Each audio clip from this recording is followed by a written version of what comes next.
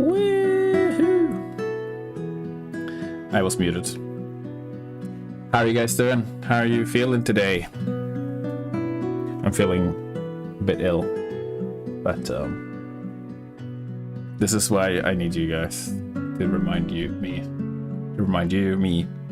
and everybody in between. Yes, it's very easy to miss being muted.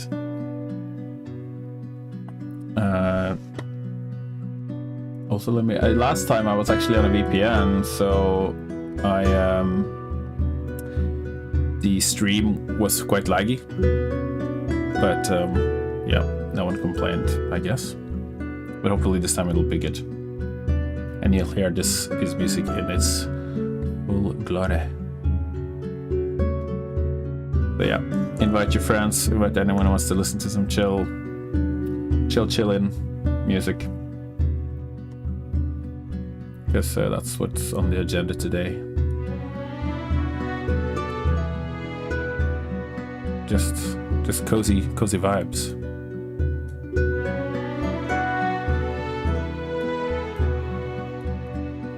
This is already quite cozy in it. I was on the work VPN because work requires us to be on a VPN for certain services. Very, very strict security.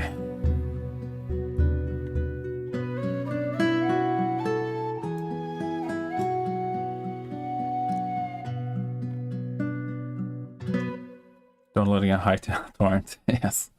That is what I was going for.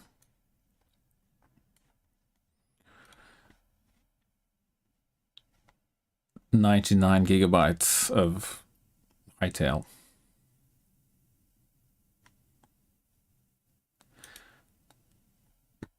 Imagine if it was like 450 gigabyte at launch. Just like completely unoptimized. Just Call of Duty times 2. It's not even that much. I downloaded Call of Duty the other day and it was like 230 gigabytes or something crazy like that. I had to like delete like loads of stuff off my hard drive to make space for it. I've deleted it again. Just wasn't my thing.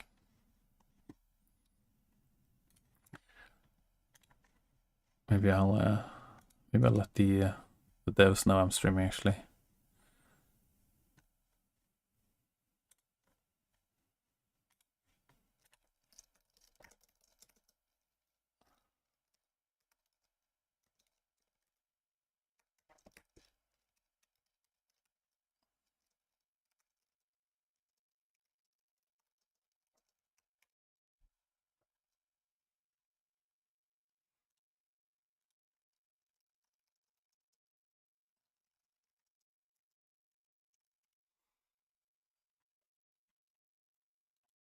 All right, cool.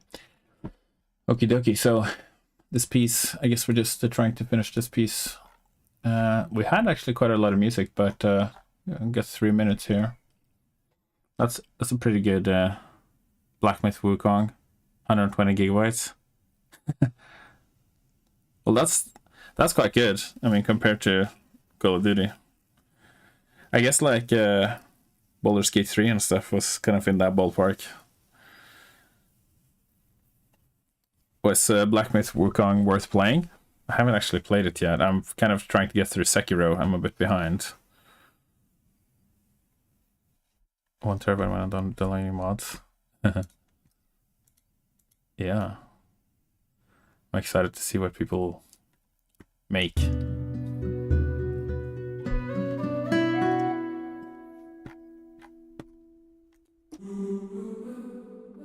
Someone special get you Sekiro?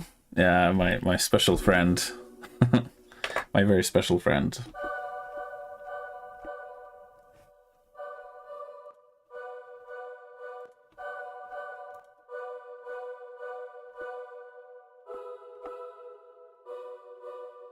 Alright, I'm trying to...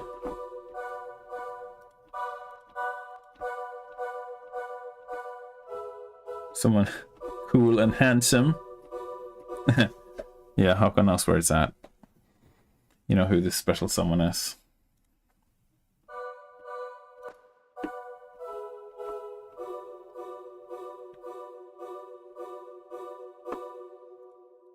So what's going on here?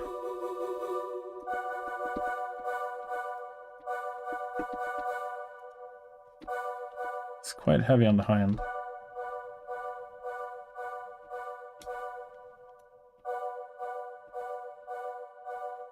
It's quite a heavy dynamic EQ there. I'm trying to find this kind of like muffled kind of Obalatro.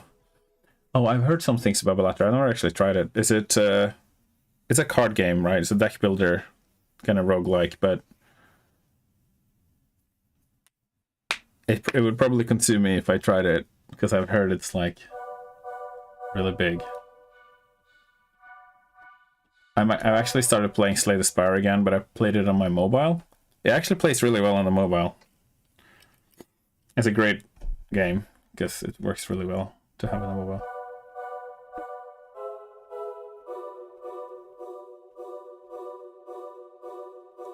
And it's like offline, I think, I guess. Well, I haven't actually tried playing it offline, but I think I could. Okay, I'm gonna try this little.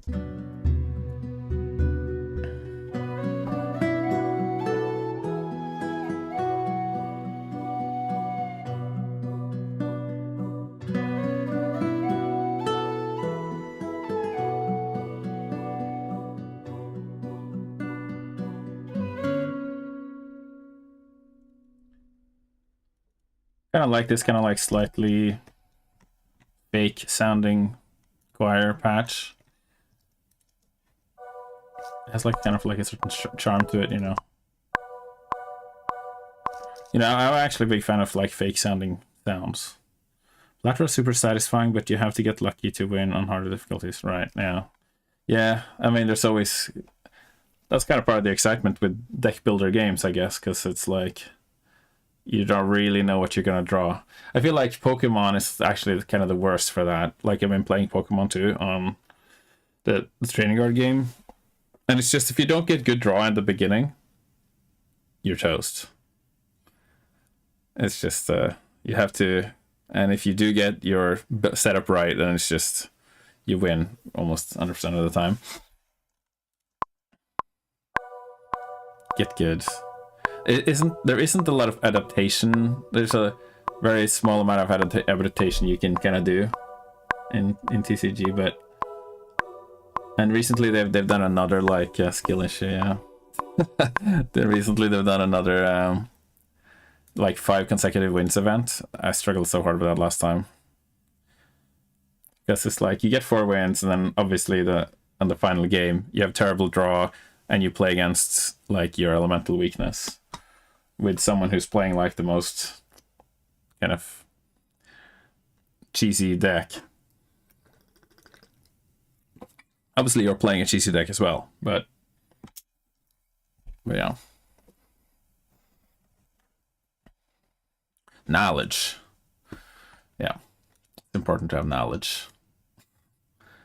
Cheesy deck. Well, I'm not from New Zealand, luckily. So it doesn't sound as bad, I feel.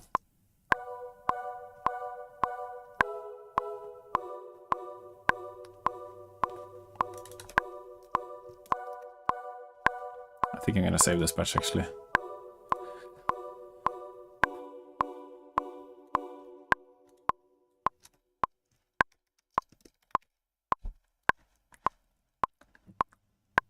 The exact percussion patch used in Squid Game.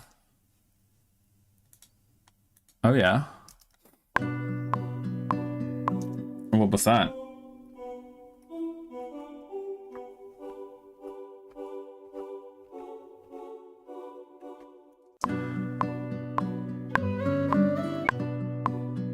Alley Pulse.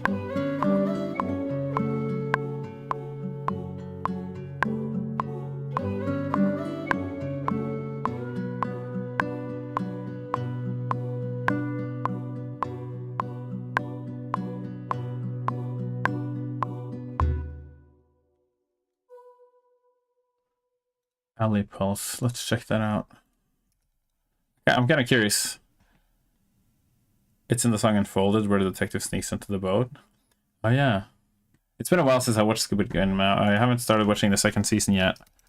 Alley Pulse. There we go.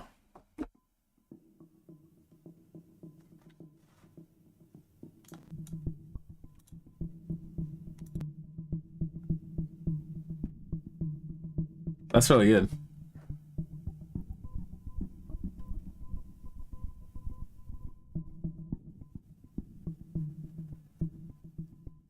That is quite like Squid Game, isn't it?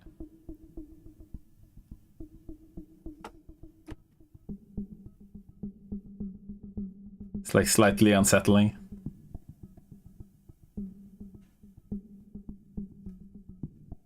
Very, very subtle. That's cool. If you play it lower and slower tempo, you can tell it's the same. Oh, okay.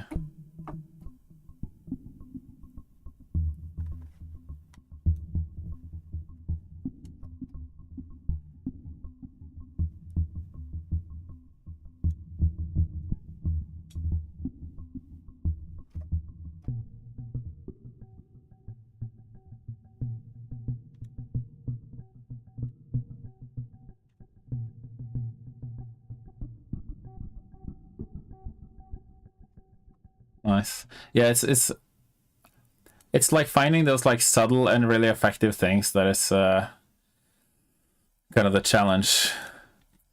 Finding sounds is like can be such a big part of the job. That's why I try and spend as little time as possible doing that on the stream, because yeah, you just gotta sit and play around and look for patches, and it can take a long time. Welcome back. And music is music. I'm just currently adding a sort of a cool choir thing here. I'm gonna do a little classic fade out. I'm gonna add some more, maybe a bit more reverb.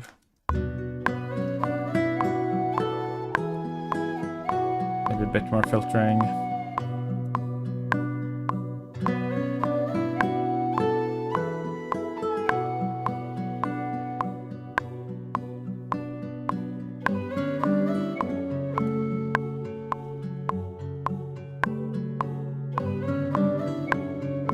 I almost feel like there's too much free delay on these now.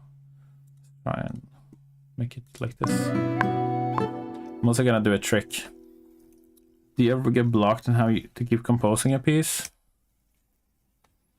Not really, but I sometimes continue a piece in a way that I didn't like, maybe, and then I can feel blocked. Maybe, I guess, if I like feel like this was not very good, and I'm kind of sometimes wondering if I should delete it. But I often make like a quick decision whether to delete it or not. But then other times it could be like I just try and go for it to see if it will be good eventually, and then I end up not being happy with it anyway. So that can happen.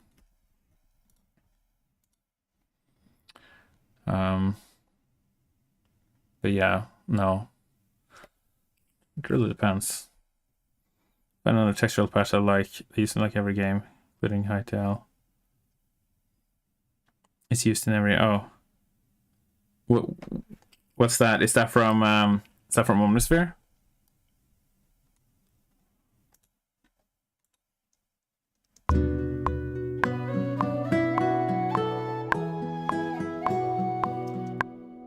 Omnisphere Oh, yeah, Moments of Wonder. I have that saved actually. That's one of my saved. Here we go. Moments of Wonder.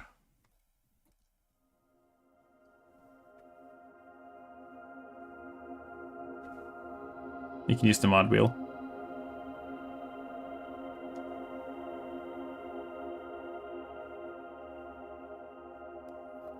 This is just really good as like loading screen or just like chill, watching the stars kind of thing.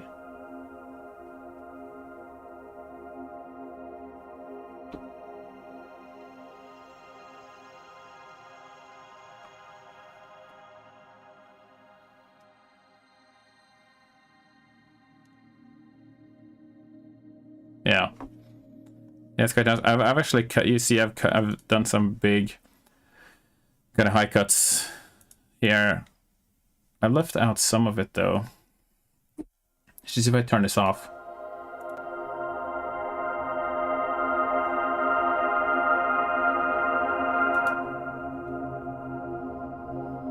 Yeah, it's just to make it like a lot more ambient, I guess. Did you know that by pressing the jump button you can make your character jump? Yes. Normally matched with helpful hints. It's my most hated tutorial. I hate tutorials. I don't know this. To my own detriment. I always skip the tutorials if I can. I hate being forced to like do things that is like basic movement and stuff like that. Press A to jump. Press WSD to run around. You have to learn these things. I'm like, no.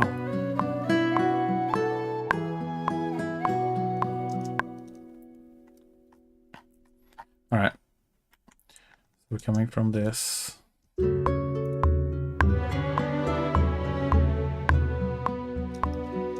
think this actually needs to be gained a little bit. I feel like it's a bit low right now. Especially in the main menu song in Boneworks. Oh yeah, that game you showed me the soundtrack to. That's cool.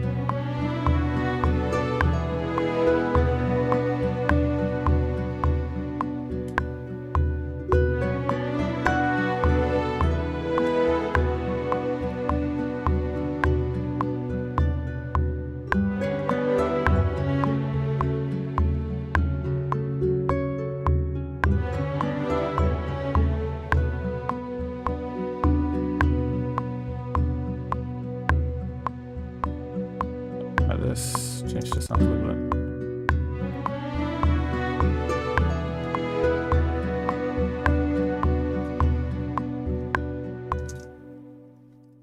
Wonder if I could add some choir to this to make it even more cool.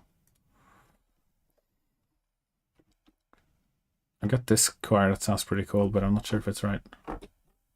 Where is it? Maybe the expression is. Oh, here we go.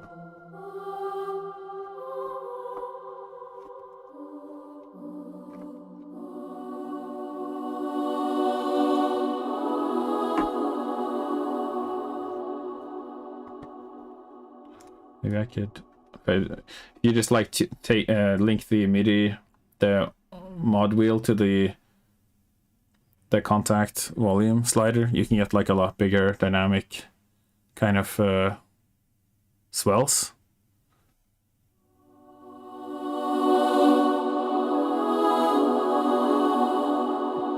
Because you don't often get like as many dynamics if you just have the mod wheel like that. Because this is the bottom, this is the top. It's obviously loud, but I just find I can do like a lot more extreme kind of drama if I have the link it to the volume.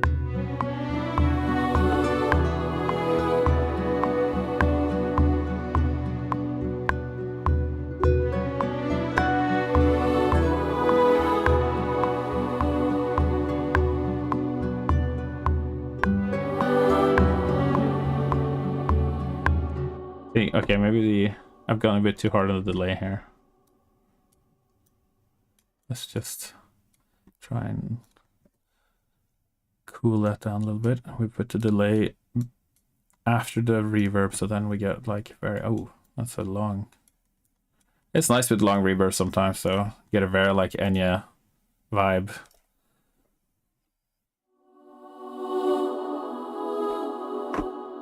I guess the big reverb was actually doing something nice.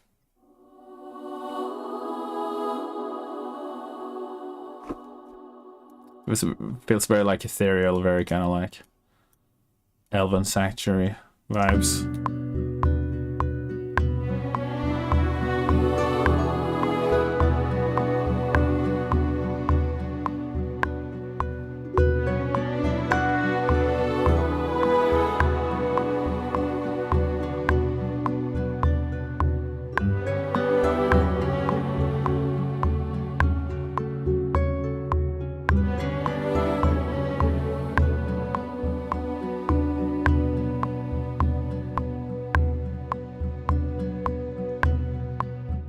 Yeah, I think this needs to be down an octave actually.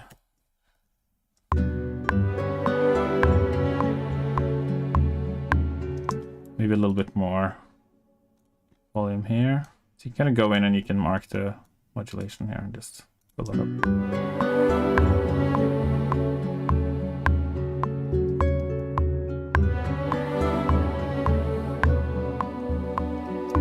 It's quite nice. Gives it like another level of depth.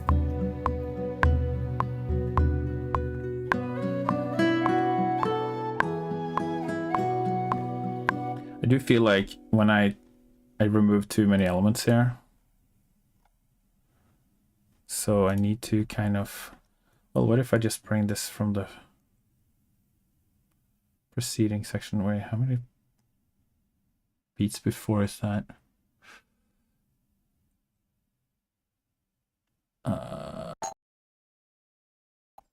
Oh, whoops. I lagged and it went up into the sky. Hello. Welcome Sundown. Hey Cameron, nice of you to stop by.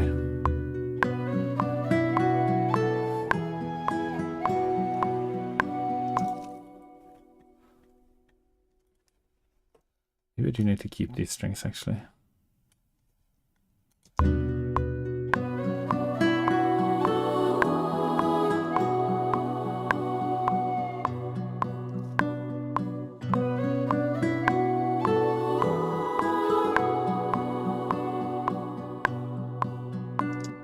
Well, something needs to stay. I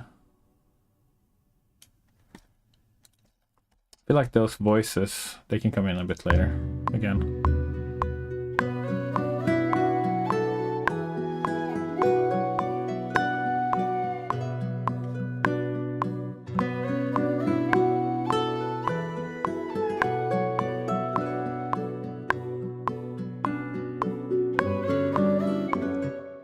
Okay, whoops. I kind of inadvertently created a canon. I think I already did that actually here, so yeah, I did.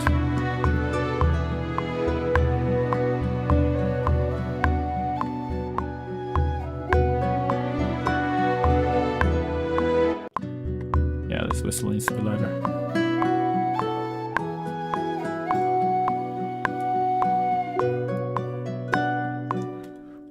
Probably could use some more reverb, maybe a bit of delay as well.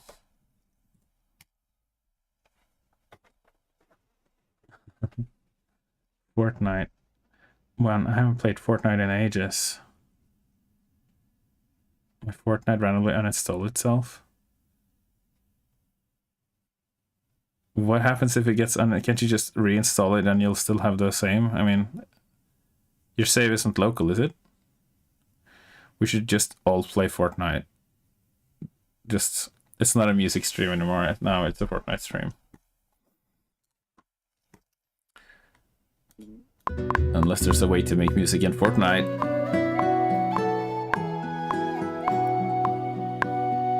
It took 12 hours, oh no. I mean, if your internet's that bad, how could you even play Fortnite to like a satisfactory level? Speaking of satisfactory, great game.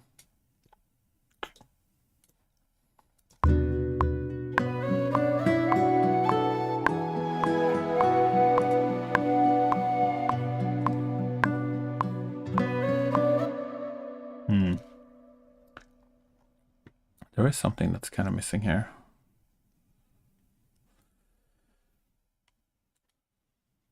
Let's try some more harps. Do the music emote. Oh god. Is that still a thing? It was when I was playing it, but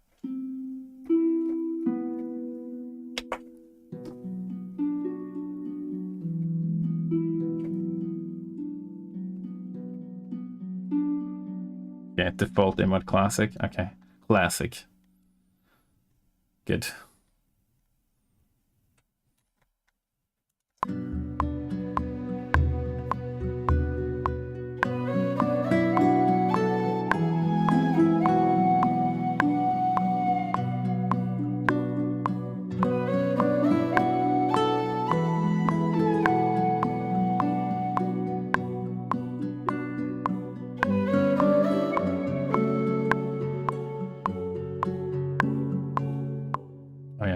messed up here, didn't I?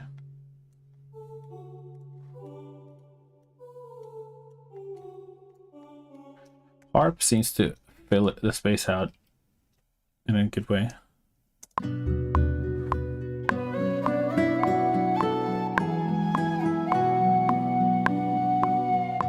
Hey, Charlie. Welcome.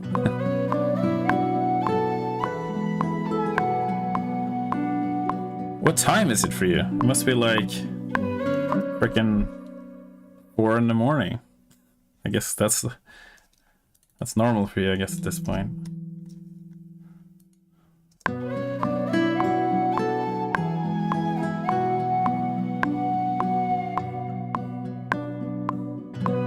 I saw I loved your pictures from Japan. Very good pictures. I was really jealous, but I'm going to Japan in a month. So then the stream time might change again, possibly, unless I wake up at 4 a.m. in the morning to do the stream. That could be a reality, but might also change it to like, it'll be like midday. I don't know how many people would come watch it if it was midday though, on a weekday. Midday Europe. Well, we'll see. See how it works out. I'll be there for 2 months, 2 months and a week.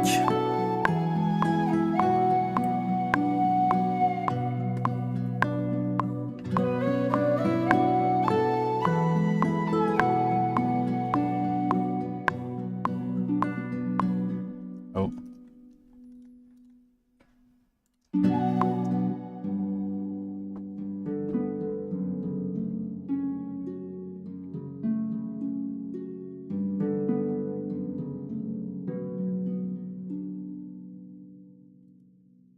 When it's so low, I gotta like be careful not to.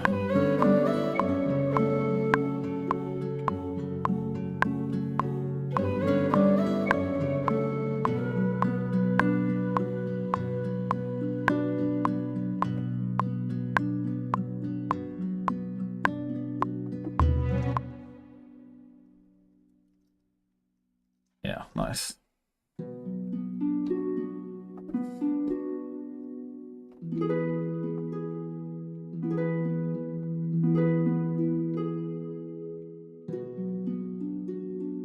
Maybe I'll do like a developed harp part there.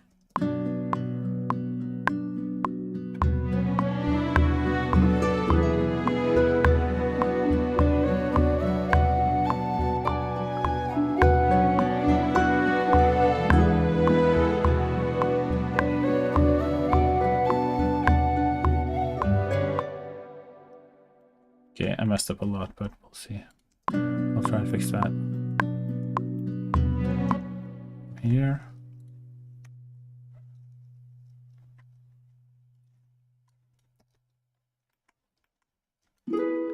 But this, I can't quantize that.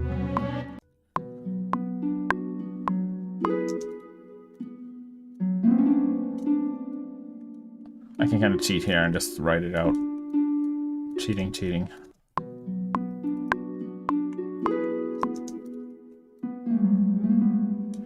Because when you're just a producer, you can do that. This is kind of the...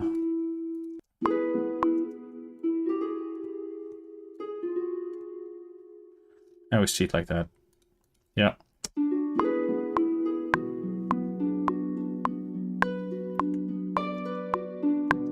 better play in 5. Yeah, exactly. That's my problem. Just want to get the result. Doesn't really matter if I can. Even though I study piano and play piano.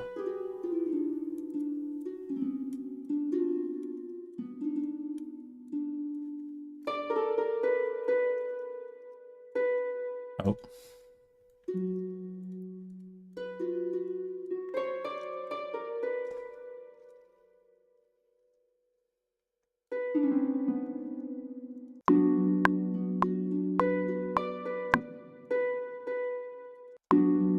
How long did you play piano for?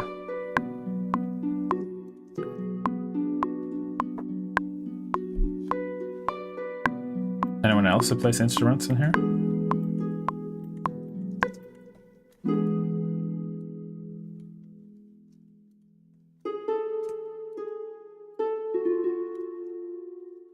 Six years. Well, that should have counted for something.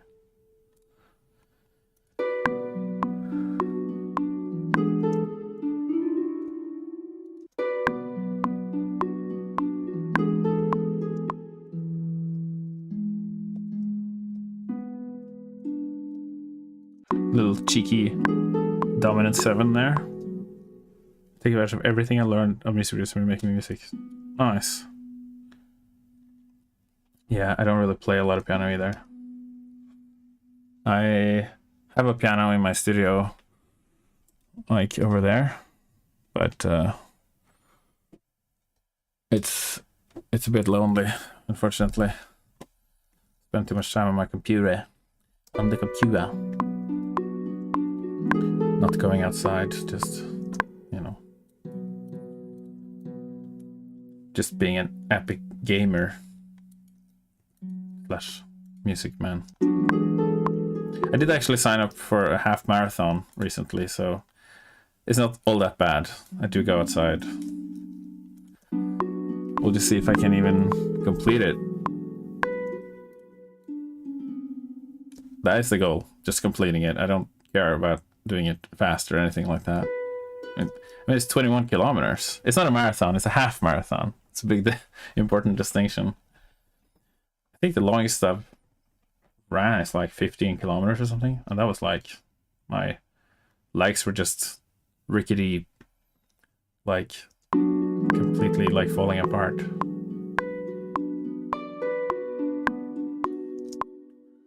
Yeah, it's a lot.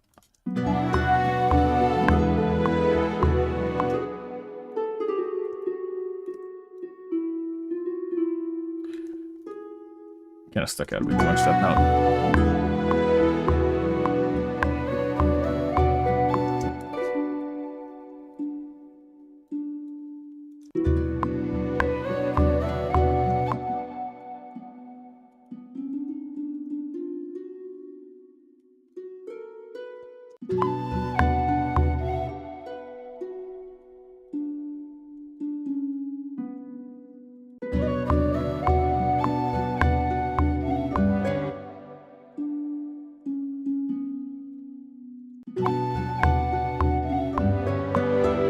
Yeah, half marathons are almost marathons. Håkon is a marathon half full kind of guy. You know, it's optimistic.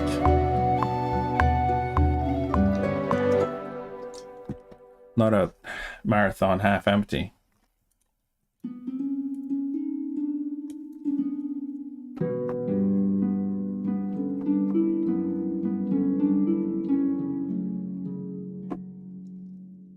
A full marathon.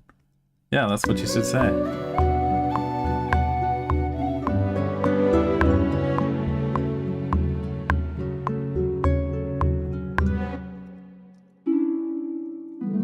gotta be careful not to quantize the entire thing now. So I'll mess up those notes earlier. I don't know why I added a sustain pedal here, but it's just a... It doesn't even apply to this instrument, but it's habit, I guess.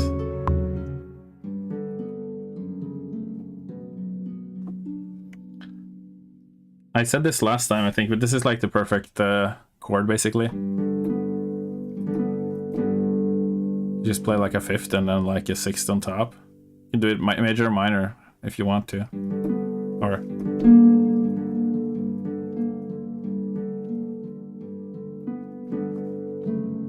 And if you want to write it or play it arpeggiated or whatever you want to do, it sounds great.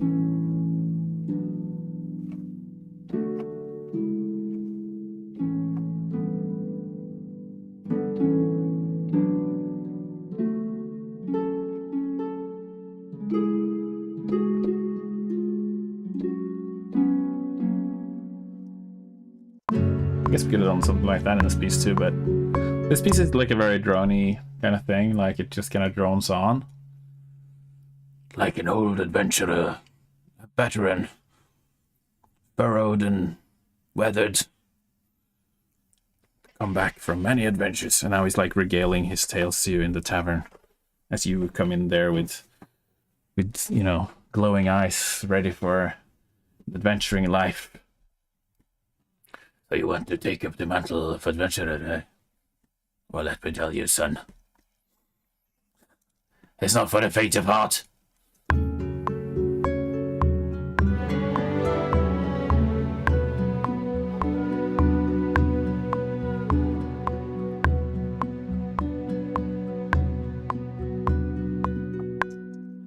Sweet. Sounds nice. Very nice. So we've kind of done a couple of different things here. What do we want to go back to? That's the question. Do we want to go back to...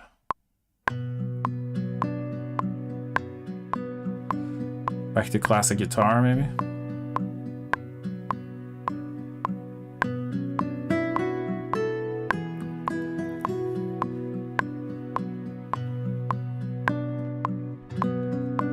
Well, if I do that, it's almost like might as well just loop the music at that point, but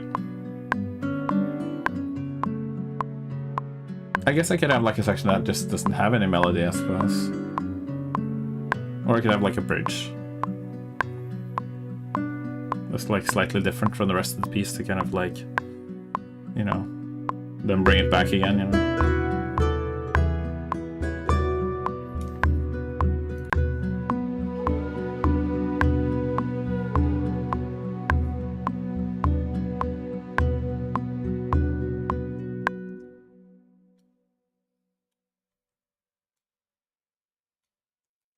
Okay, I'm gonna do like one round of accompaniment and just like nothing else. My dad, who's 60 round, asked me, is hightail real? How can hightail be real if our eyes aren't real? Think about that. Ever thought about that, huh?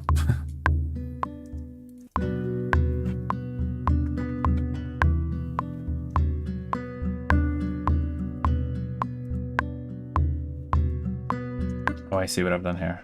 I've removed all sound. Okay, there we go. Oops. Okay, let's just glue them together. That should fix that problem. Wait, what? All right. Disappears. Comes in again. Shoop.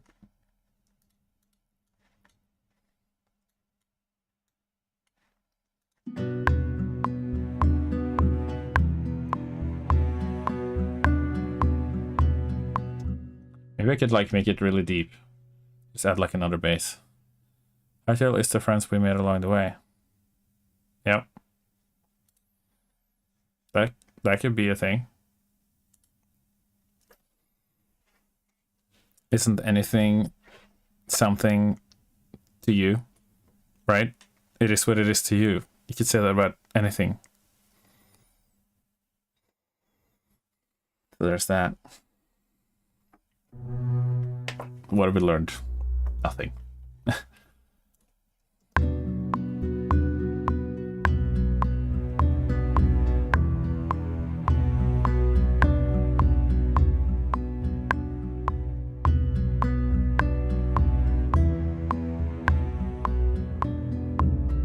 Maybe that's a bit too extreme, I don't know. In which case, maybe I shouldn't have the shallow play.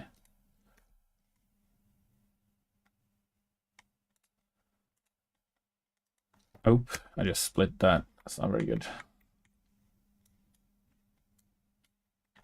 That's fine. I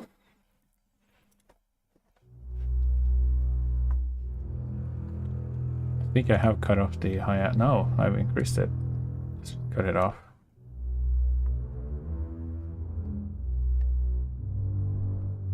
Make it like a very subtle bass there.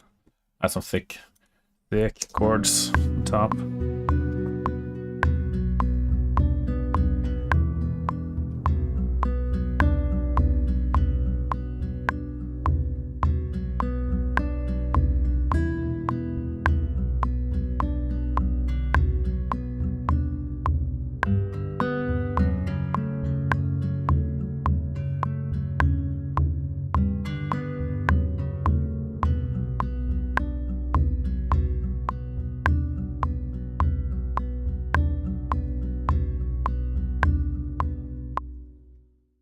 That.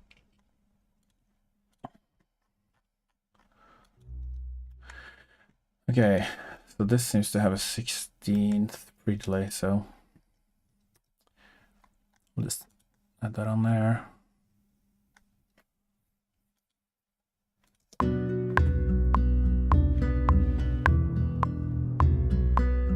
That way we could just do this and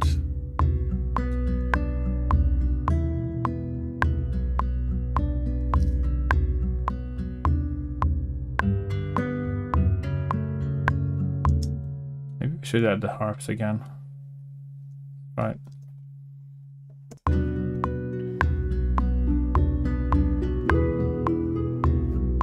Actually, harp from the previous section.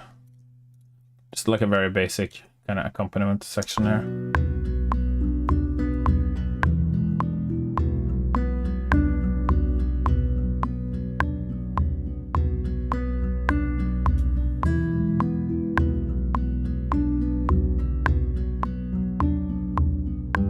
Do pre-delay.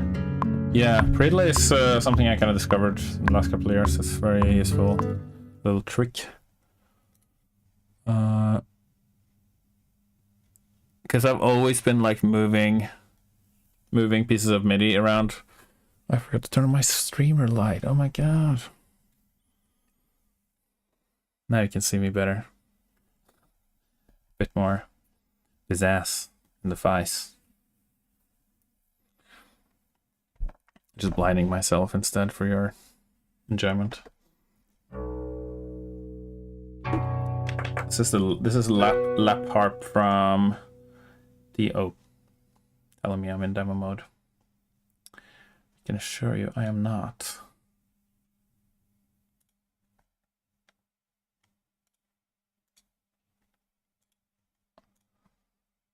It's just bugs.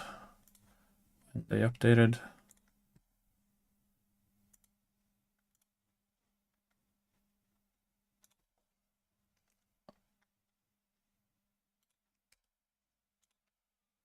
There we go.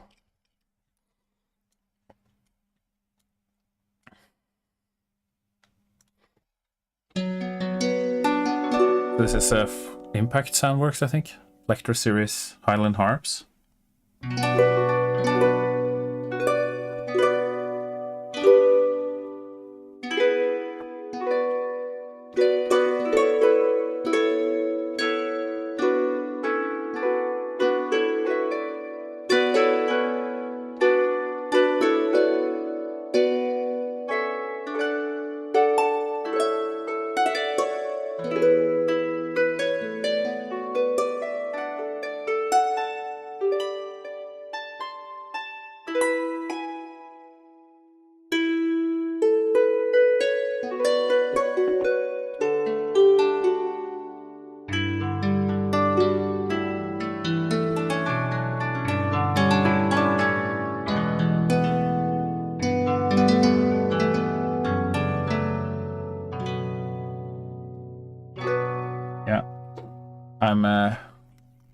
I remember when the Elder Scrolls Oblivion came out, I was like, must have been like 15 or something. And yeah, Skyrim as well. I mean, it's the Elder Scrolls theme, so it was in Morrowind. Hello, Evie. And yeah, so that music, that was like such a big inspiration for me as a young person.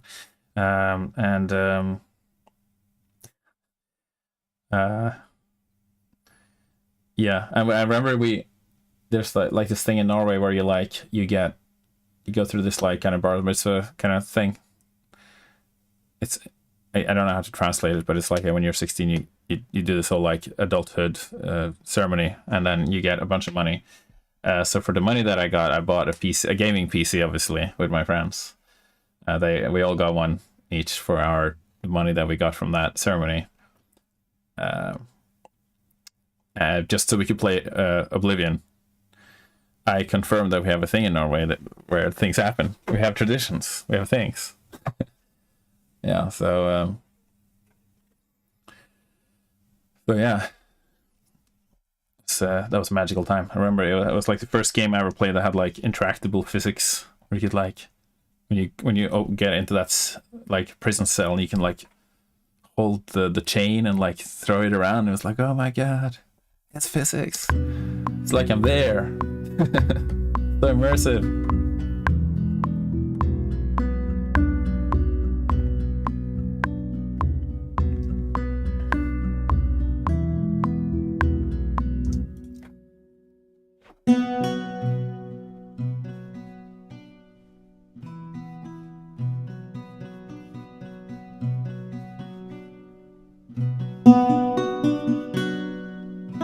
It's your 16th money, yeah. In Japan, they have a similar thing actually. When you're 20, they call it frisodation. But I don't know if that's an English word or if they made that up or what it is. But frisodation, and I'm not sure if they get money though. But some people get like ridiculous amounts of money in Norway. Sadly, I didn't get a ridiculous amount. I just get a decent amount. This is the Renaissance lute from Era 2. Some of you might recognize this this instrument.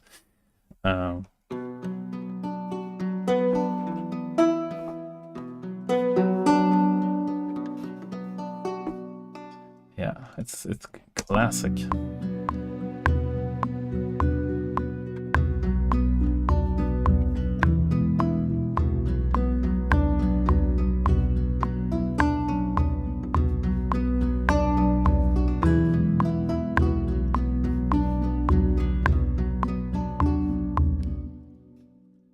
I mean, layering guitars and lutes and stuff just nice, you know. Can I put like the quantize to like 50%? So it's not like perfect, but it's not like too imperfect either.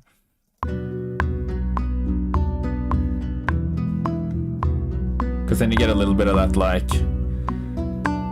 kind of unevenness between the instruments that kind of adds like a bit of niceness.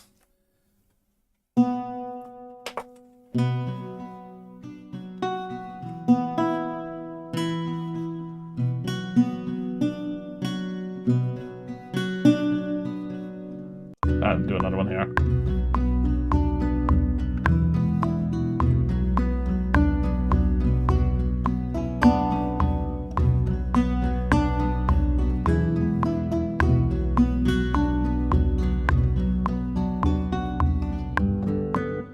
Something like that, but not quite.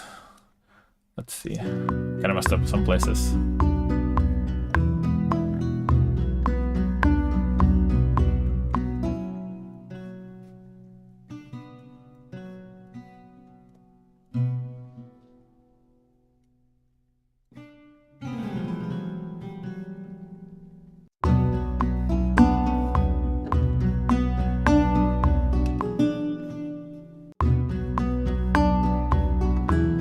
Maybe it was here, it was a bit too hard. Lower the velocity a bit there.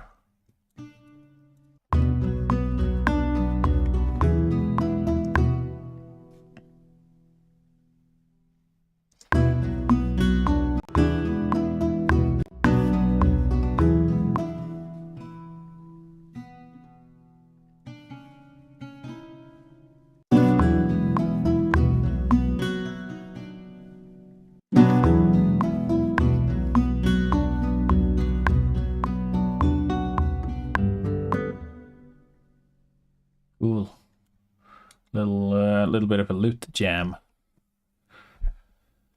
in that section.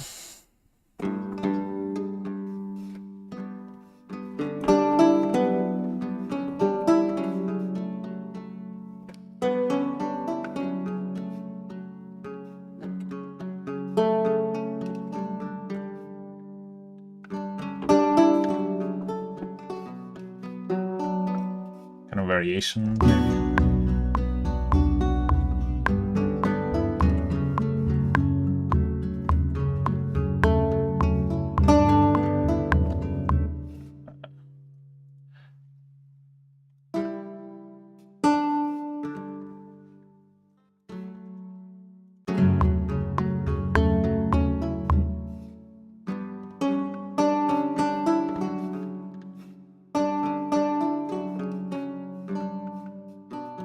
Yeah, let's just do that. It's kind of modest, I guess.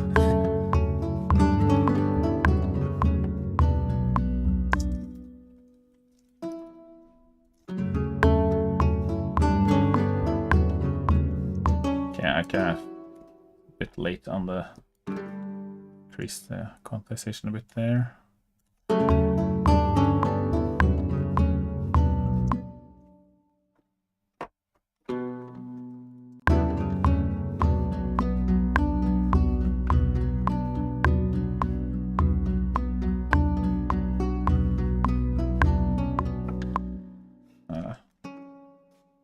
Yeah, probably, maybe, whatever. Next.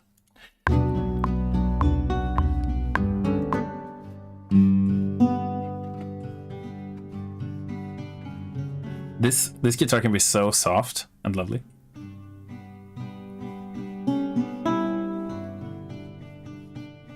It's like you get a little bit of that noise floor in on each tone as well. On the low end.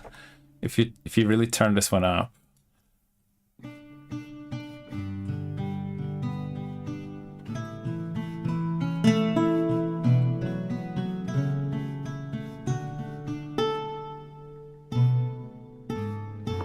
Anyway. And then the moment you hit a note a little bit too hard, it's like exploding in your ears, but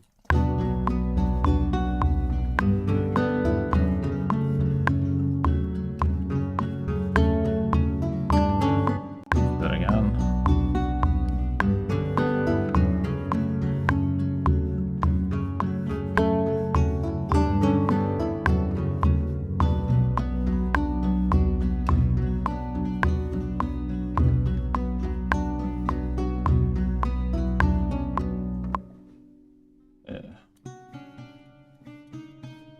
Yeah.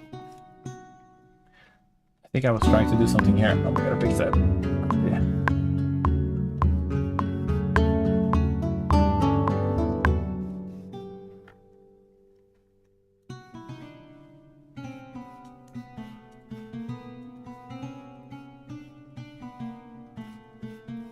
Yeah, I was trying to do like a sort of a harmony thing.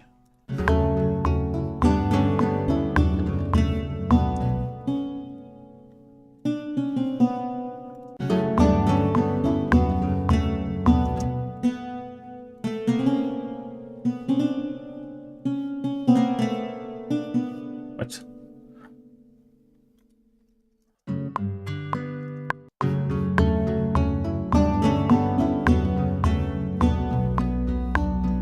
Yeah, I think I just need a little bit more.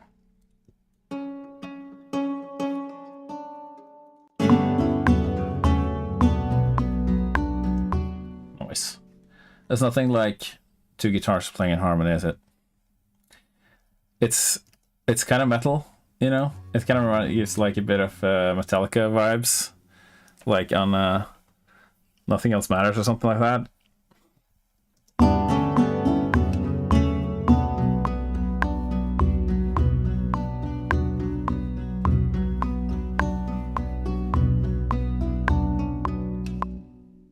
Actually, it is a bit busy here. Okay, so let's just thin this out.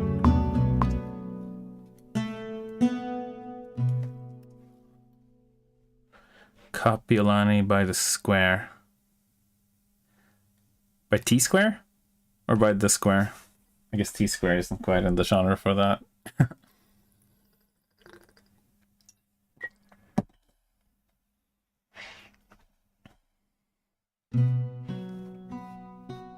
Okay, I'm just gonna go like.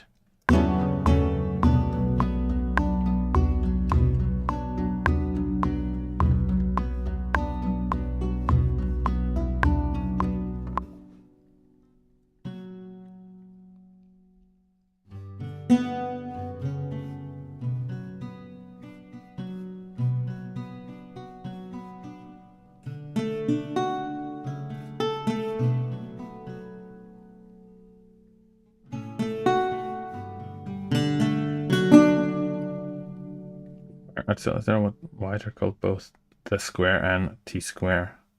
T is that what it's supposed to be? Like a T stands for the? That'd be so weird, but it's like not completely unexpected from Japan to do something like that.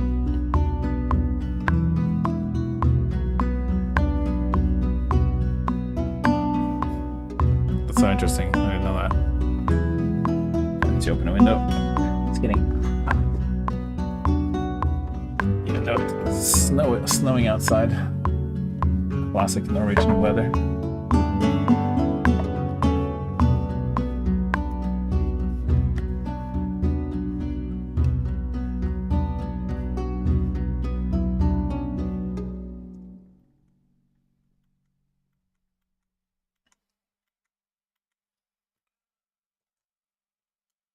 Right, let's do another copy paste section here. Actually, no. Let's copy paste this. Bring the strings. Yeah, we'll do that. The idea here is just to kind of to prolong the music because it's supposed to be over a long stretch of time, right? In a TTRPG, it's kind of like you need like long stretches of background music. And I'm the kind of person who will like very easily make like try and fit as much content into as little time as possible, which is kind of my curse. So trying to get better at that, stretching things out. It's okay. You don't need to introduce something new every 8 bars. It's very hard finding yours constantly.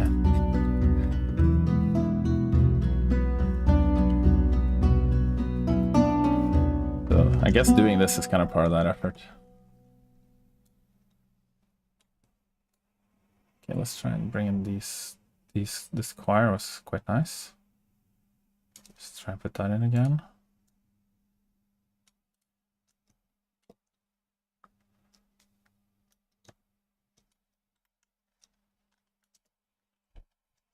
Oh wait, oops.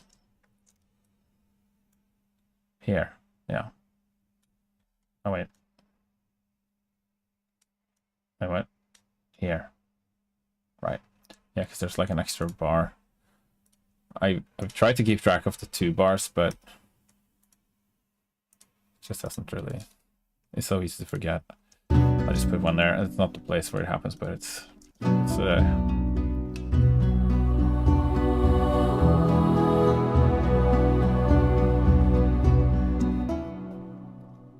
nice. Choir. Can you color the tracks or are they always green? Yes, you can color them. I just don't really do it because I'm too lazy. I think name and color regions by tracks, show hide colors. There we go.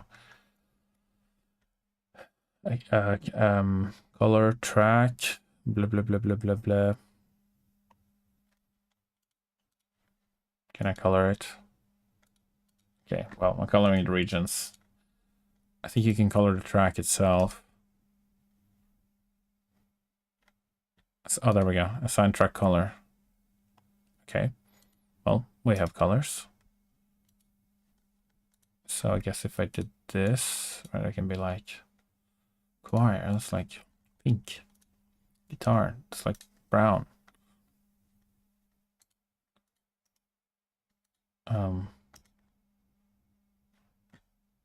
Right.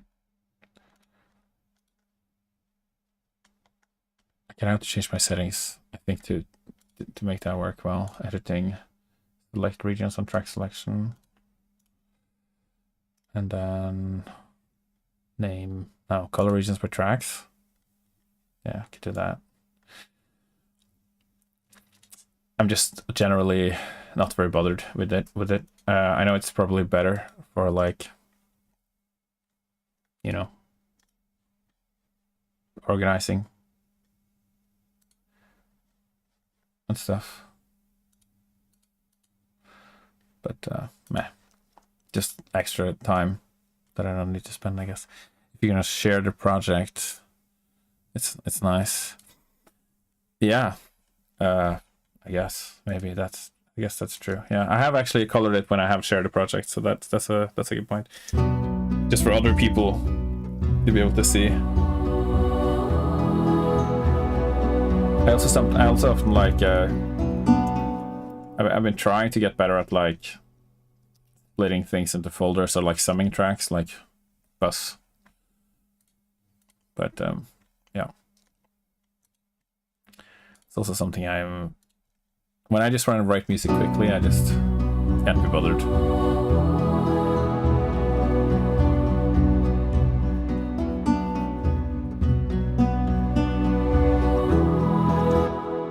Yeah, let's fix a little bit on this.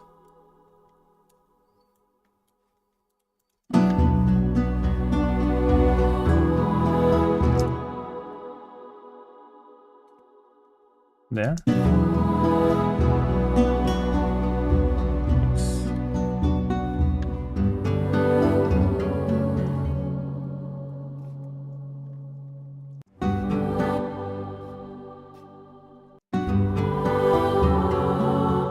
The last, I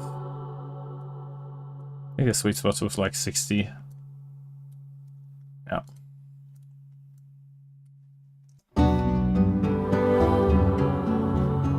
Doesn't really help you. It probably does help me. I don't know. It's just the question is, does it help me enough that I care enough, I guess.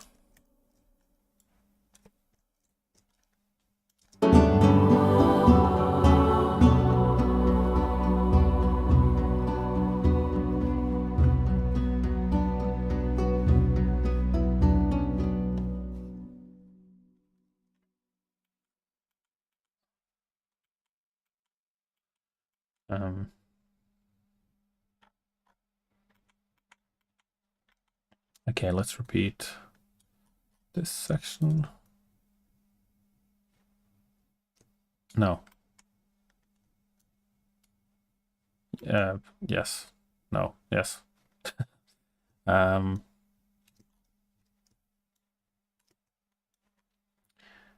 Yes or yes. Does anyone listen to K-pop here?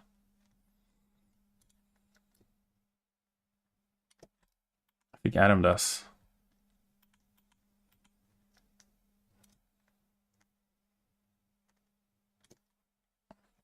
He always heckles me when I ask him if he's heard a K-pop song. He's like, of course I've heard that song.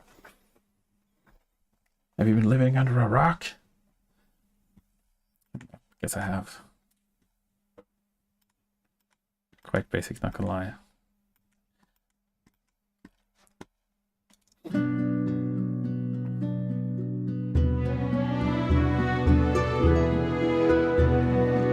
Oh.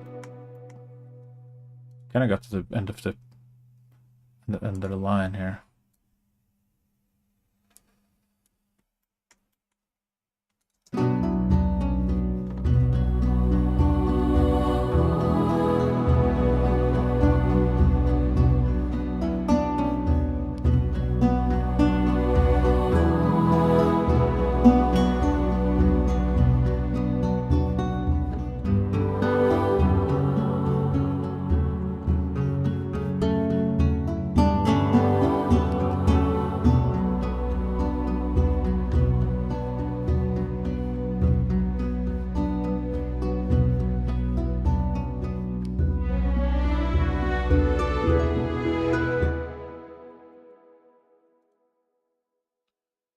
Maybe this will be like the big finale.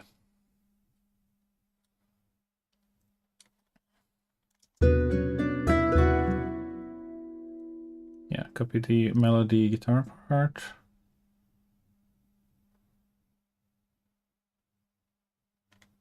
Maybe I should not do that, but we'll see.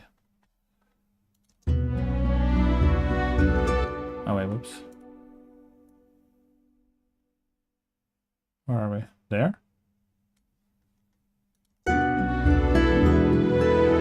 Yes, okay.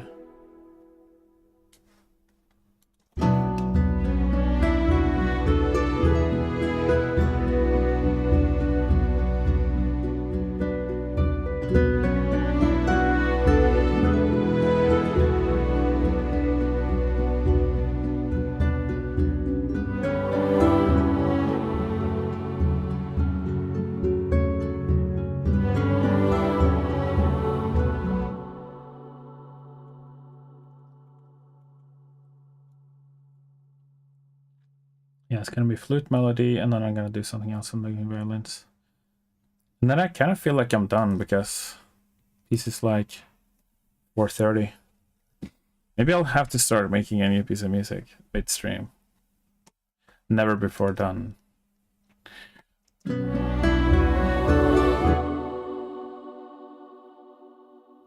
Oh, right. There's the 2-bar. Again. Screwed myself over. Adding a 2-bar in the middle of music. Just made it hard for myself. It shifts like every time it cycles.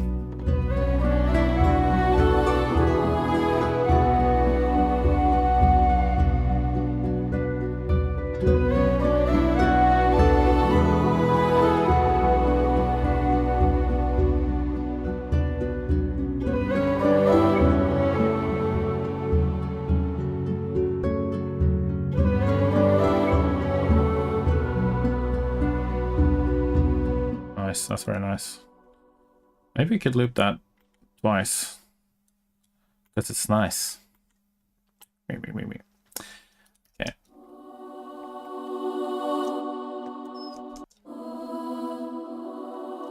Just gonna move the chord down a little bit here. Maybe we'll do a little cheeky dominant 7 here.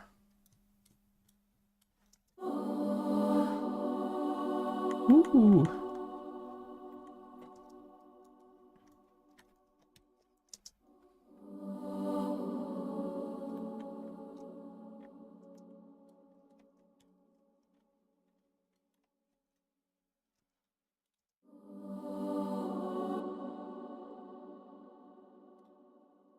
A little stepwise upwards like that.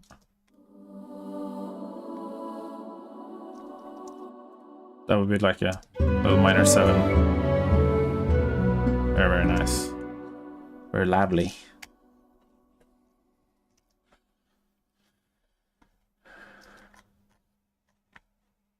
I guess we do lose a little bit of the rhythmic drive of these guitars, but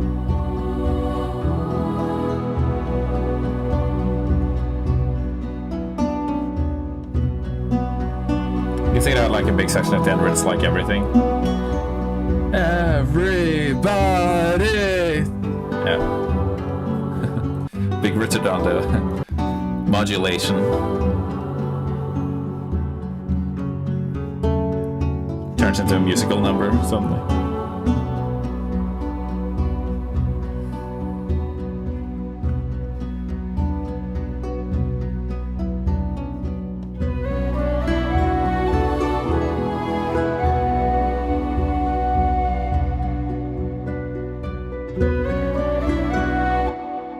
Okay, I'm gonna change the strings here.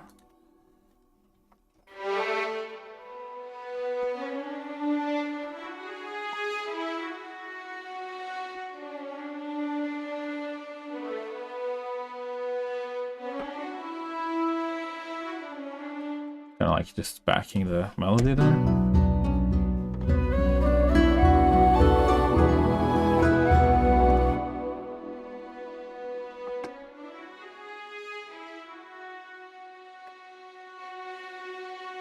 Maybe I'll do like vibrato.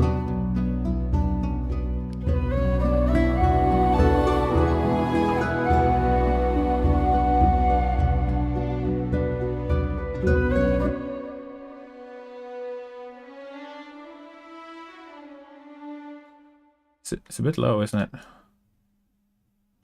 It's strange. Oh. Okay, I think I see what's going on. Yeah. There's the culprit. The expression was turned down. So now. Yeah, there we go. Okay. I knew it.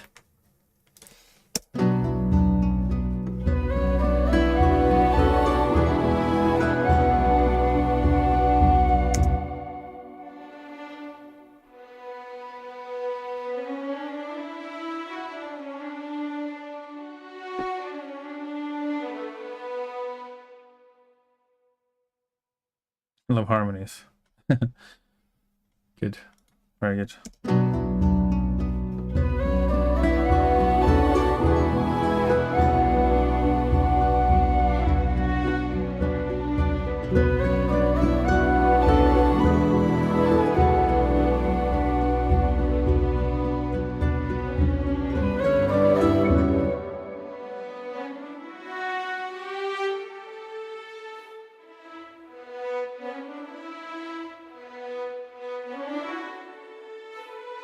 Ooh.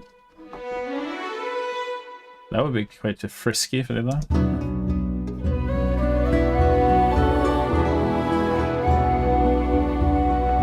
Yeah. Probably gonna spend some time on this.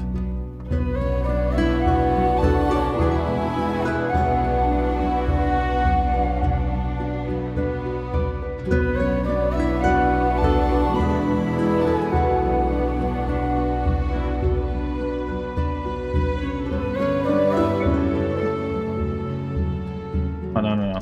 Needs to go down there, okay.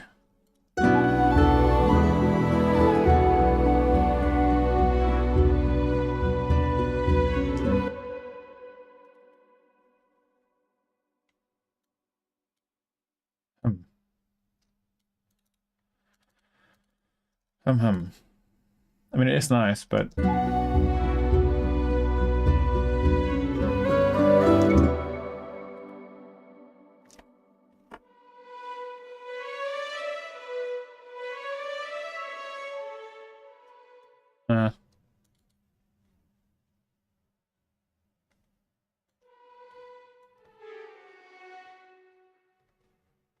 it goes like...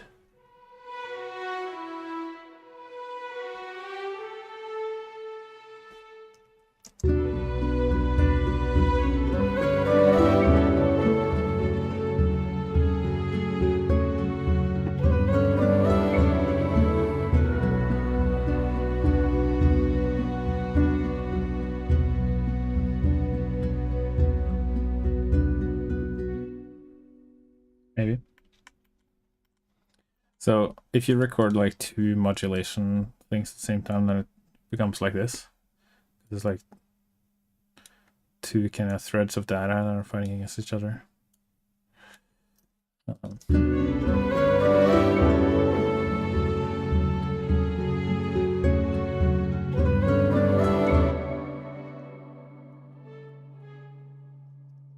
little bit of 9 there. Cheeky bit of 9.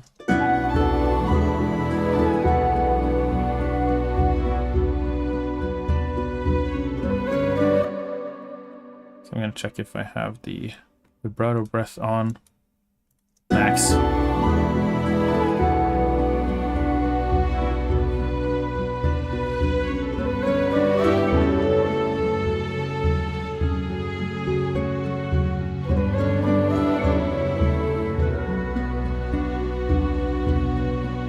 Okay, so the problem with vibrato is it makes it louder.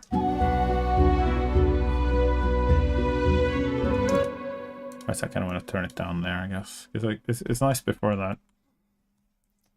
See how it sounds from the beginning.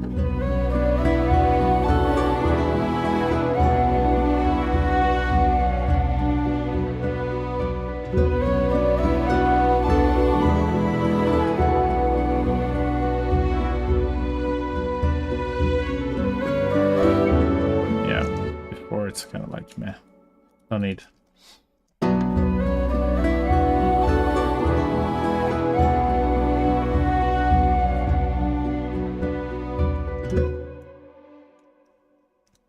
So I haven't actually been playing with the delay here. It's a bit temperamental, and sometimes it's kind of performative, the violins.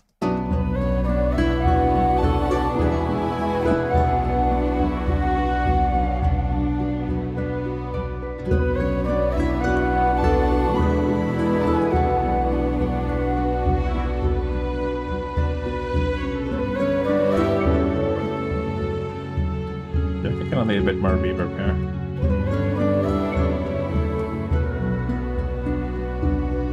Maybe a bit more reverb time too.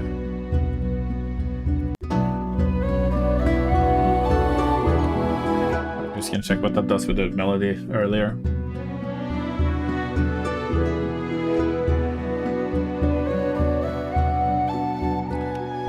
It doesn't really suffer from more reverb.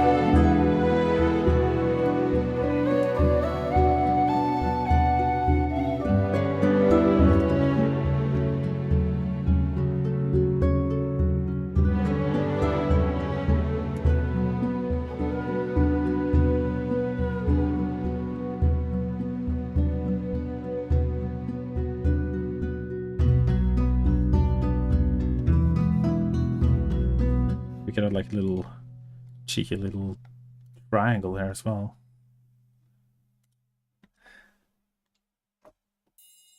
Just like that.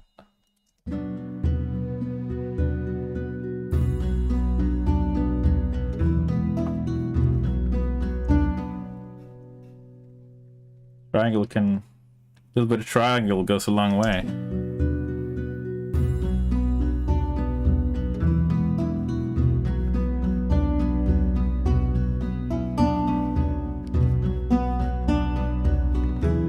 What I could do actually, I could like just left-right pan these. I wonder how that's gonna sound like.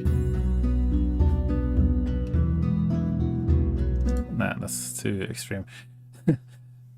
It really messes with your head because it's like, whoa, the sound image just went like freaking Dolby surround. Could probably add a little bit more reverb though.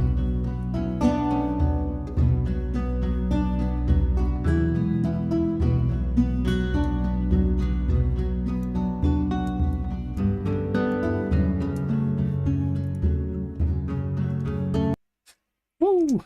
What in the hell? Stop! No! Okay, I think Logic's crashed just ever so slightly. They might loosen up if you give it a second. Come on. You can do this. Please. Yeah, there we go. Oh, okay, good. I'm just glad you didn't have to experience the white noise of death, which is something that can happen in Logic, where you experience a white noise blast of 700 decibels straight into your eardrums. It's not nice, and I live in fear of that every waking moment. Well, I mostly experienced it, but I tried to run it on ARM64, which is like the Apple Silicon chip.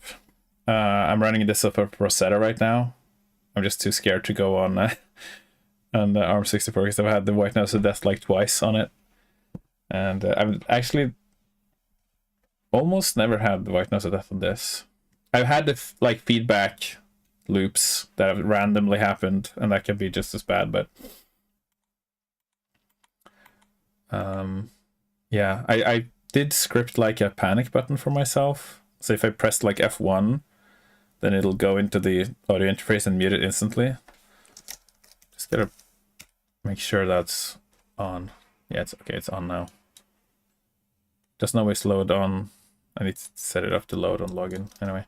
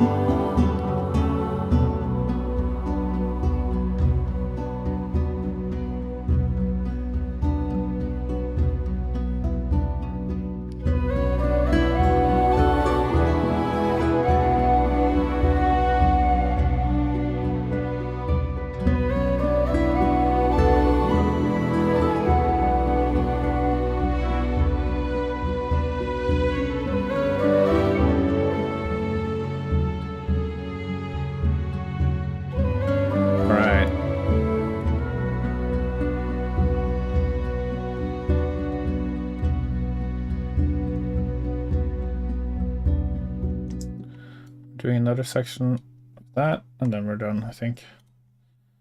Then we're just gonna add back the loots, the loot jam. Come on, slam, and welcome to the jam.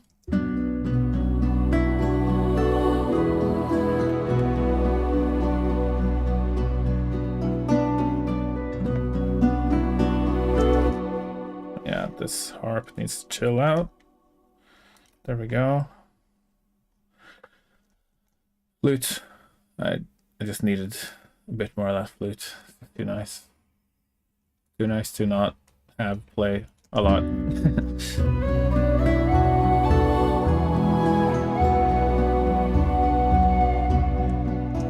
Maybe I can add back that choir as well. Just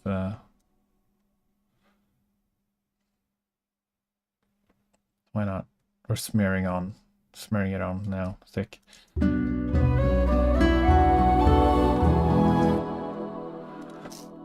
It's just a slight variation of it.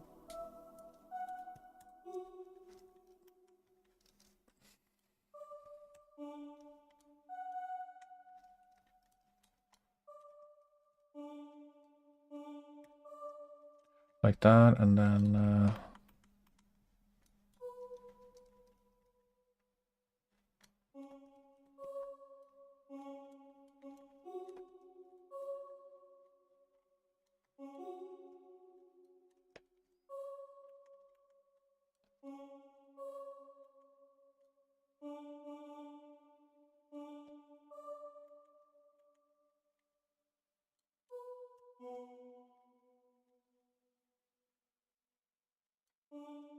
yeah. Like that.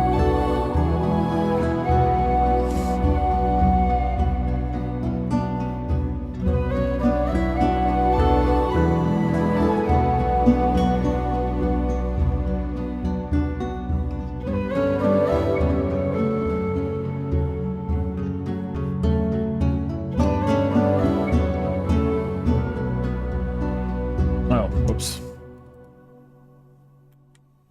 I don't think this registered. Right, I gotta turn the sound back up. Yeah.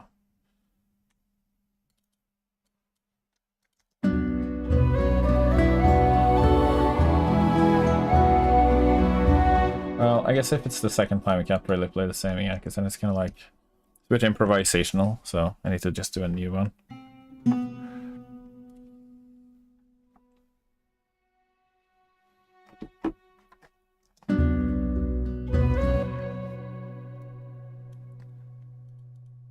Turn it up in the last millisecond here to the max.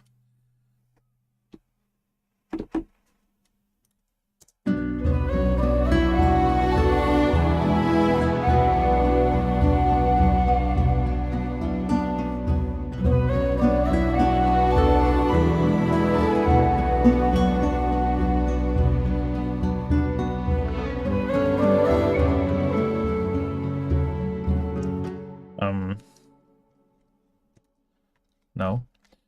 Let's see. Not that.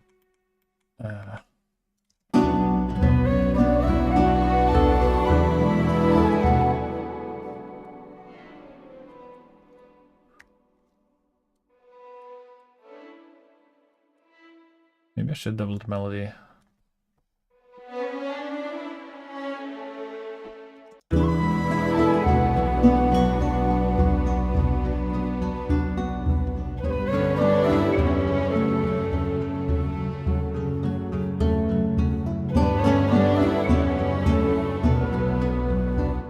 Nope.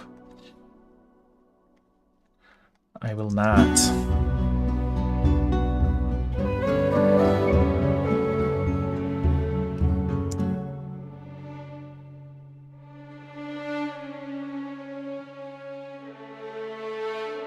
I'll just...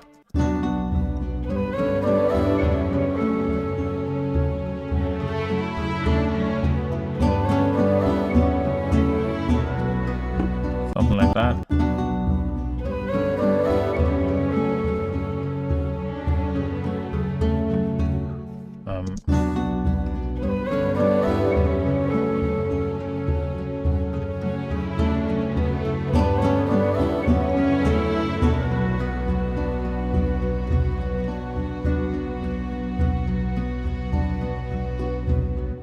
Yes, we fade out with the expression, so now these long notes, because the volume doesn't fade out completely. That's why I do these expression curves. This doesn't fade out completely on a with the mod wheel. So I gotta kind of manually add these fades after I've played it. Sounds kind of dumb when it doesn't like fade out at the end.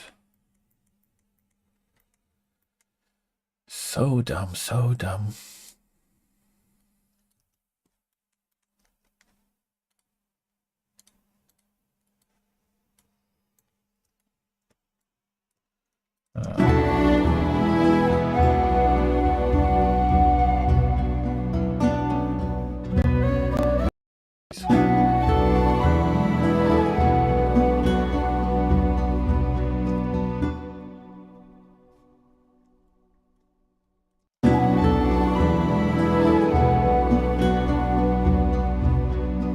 It should land on the third actually.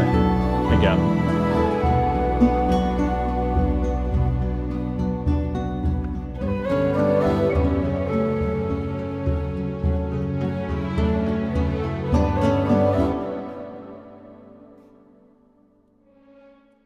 This needs to be a bit.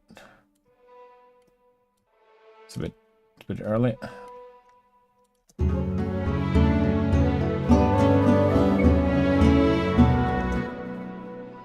I'm gonna just go straight to the 7th there.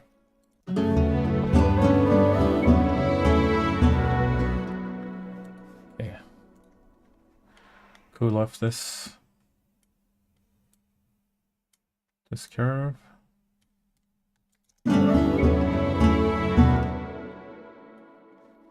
More dynamicism.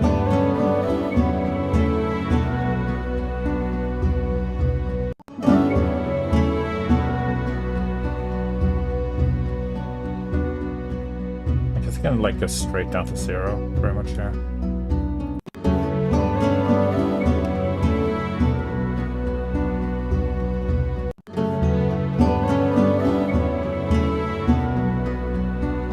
I like these kind of drops.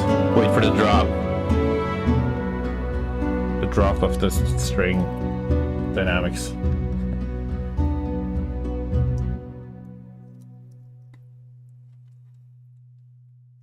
Okay, cool. So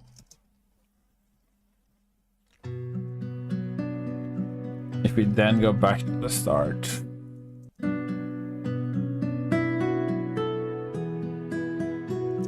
This guitar sounds really nice. I kind of feel like maybe we didn't use it enough. I mean, we used it through the whole piece, but we didn't. Like, just that on its own, playing the melody is just really nice. Maybe I just added too much other stuff. Maybe I could have made a whole piece just with guitar, actually. This is the composer's curse. Always gotta add more stuff. Then you've added too much. Too many ingredients makes too many cooks. Oh, wait. That's not right.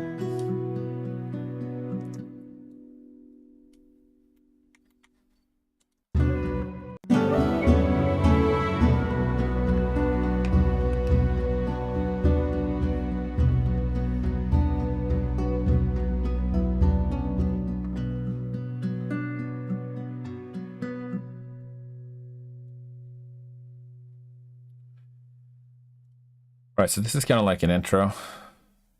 So maybe I need to fade these out a bit more, actually.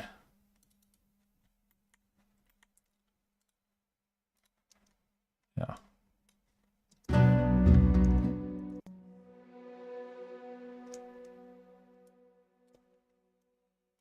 Like that. Just to kind of get the loop to sound good.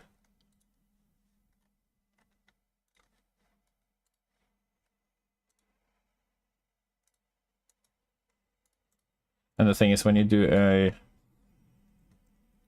expression curve like this down, you have to go back to the beginning, make sure that it's turned up in the beginning. Otherwise you get like a muted instrument, which has happened to me too many times. And I'm like, where did that instrument go?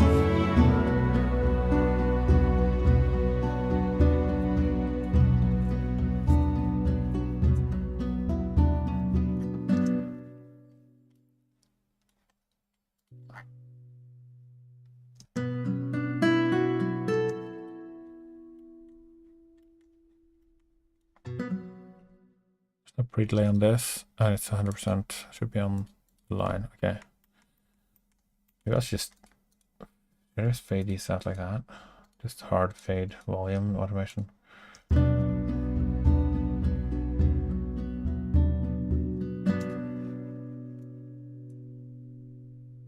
Yeah.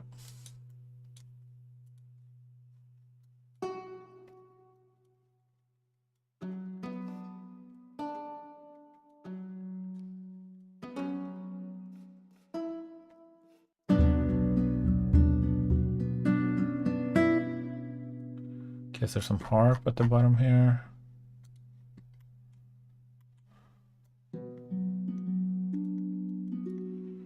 Into that. There we go.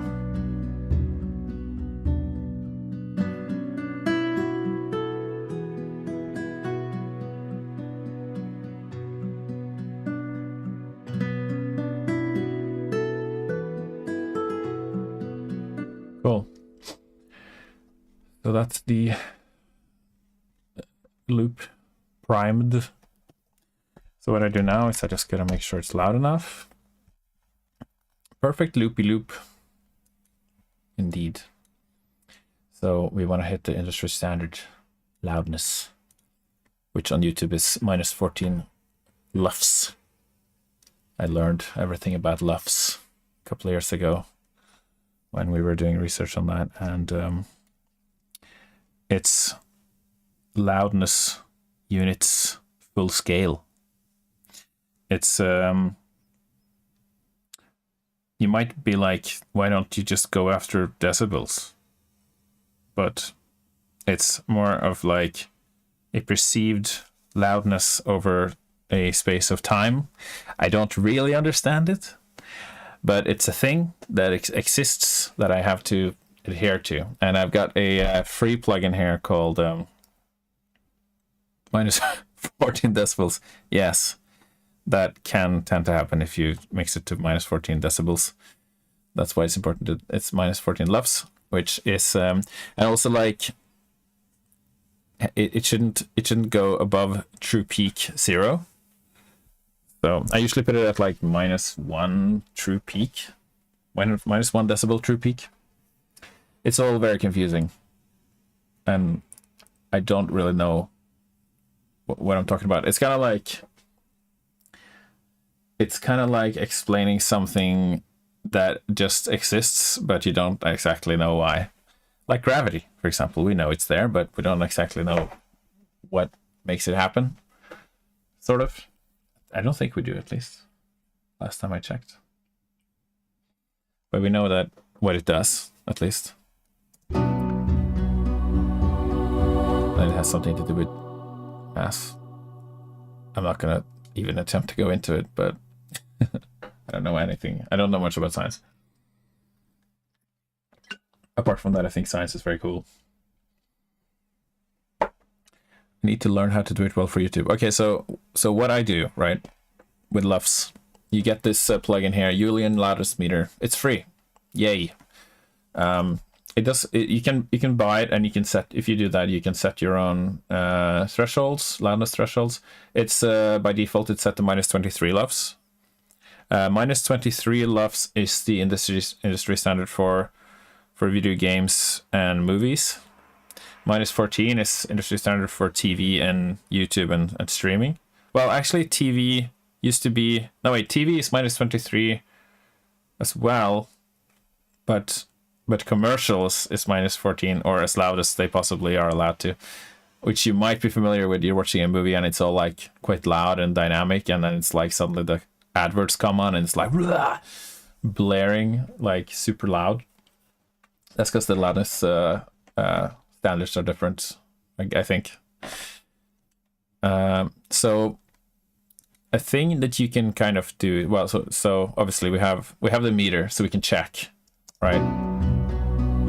So what you do is you take your loudest part of the track, which for us is like, I guess, the end here,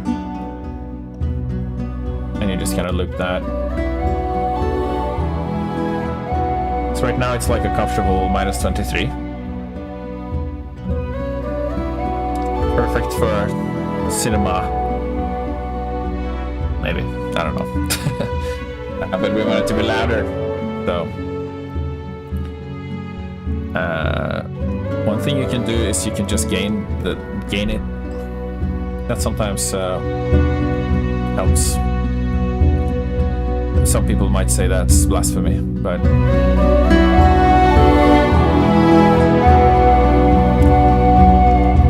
we got a lot of the way there doing that. So next time, put on a mastering compressor.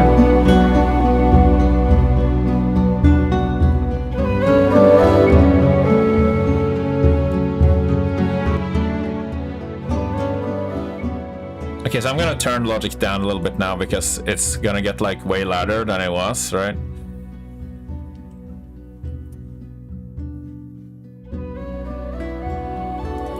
So we'll turn on try some of these mastering compressors.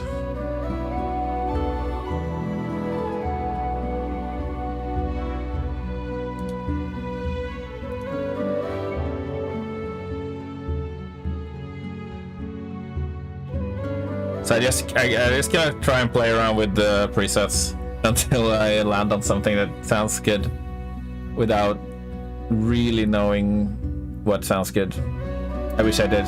I'm not a good master or mixer by any means. I can kind of tell if something sounds terrible. At least I can tell that. So that helps. It's almost like it sounds kind of distorted, but maybe I shouldn't have gained it so much. I don't know. Right, so how does our loudness look like?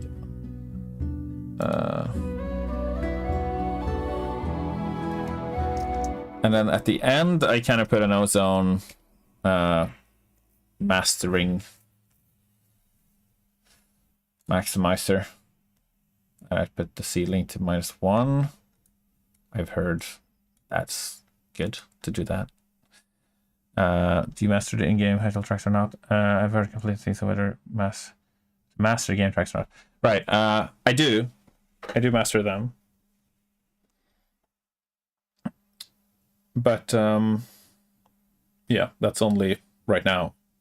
So eventually, who knows if I will be the one to do that or not.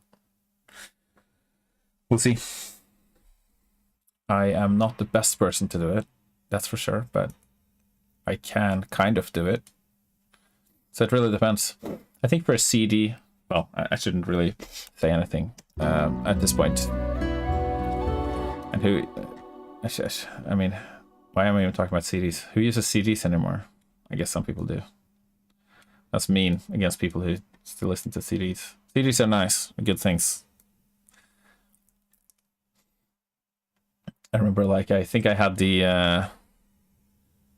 told me to never master what actually goes in the game. I don't know. I don't know. I really don't know.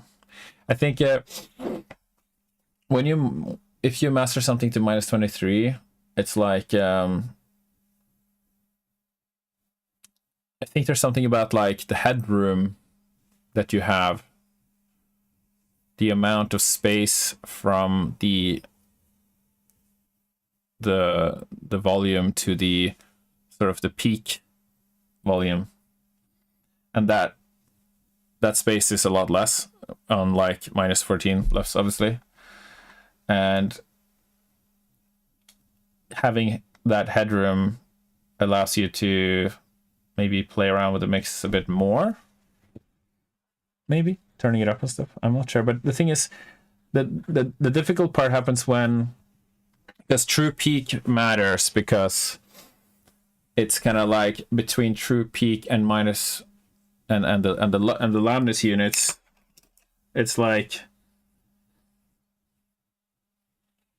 the dynamic range, I think, or that might be something else. That might be the loudness range, but there is a range involved, and I really don't know what I'm talking about. So it's like, I kind of do, but it's like I can't actually explain it very well at all. So, yeah, what are we even doing here?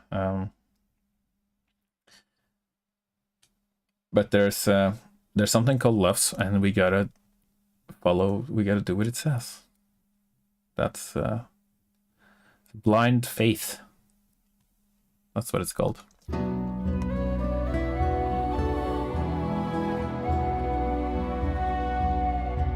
So now we're at like minus 15, 16 here.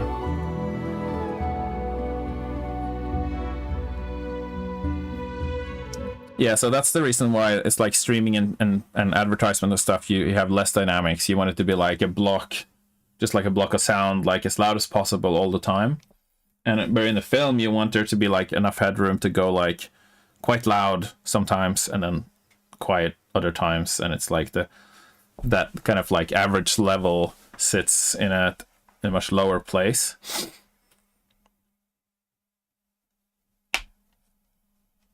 If you control how you master it, if you destroy dynamics, that's on you. Yes, indeed.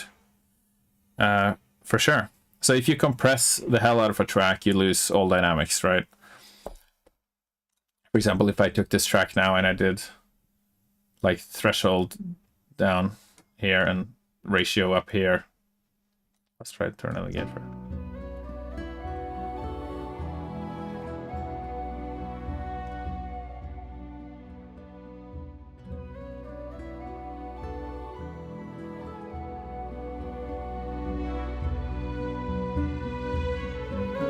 I'm not sure if actually I managed to compress it as much as I was hoping to, but anyway, maybe I should undo. That's better. I can't actually remember what it was on. Yeah.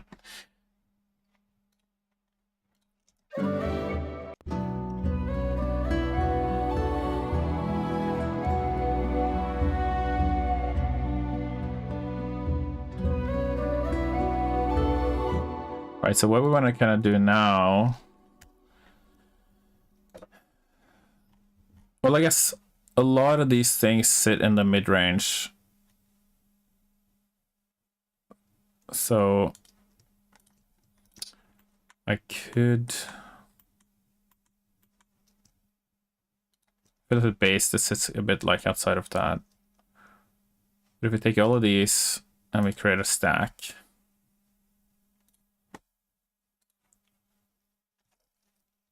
because this is kind of like mid-range information, so we just try and compress some of that into like one smear.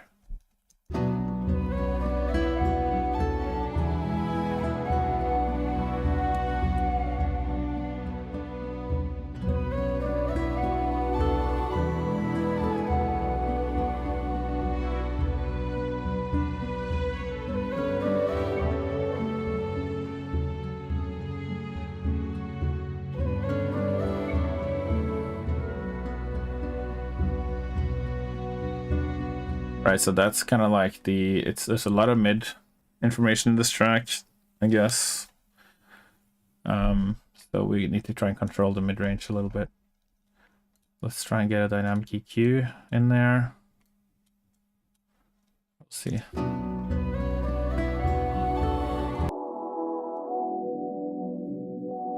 So most of that is like sitting in here.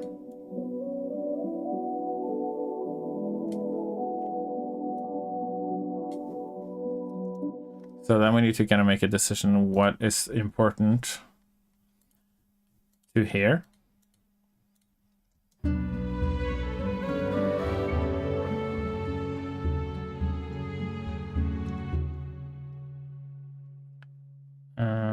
Maybe this is a bit loud actually.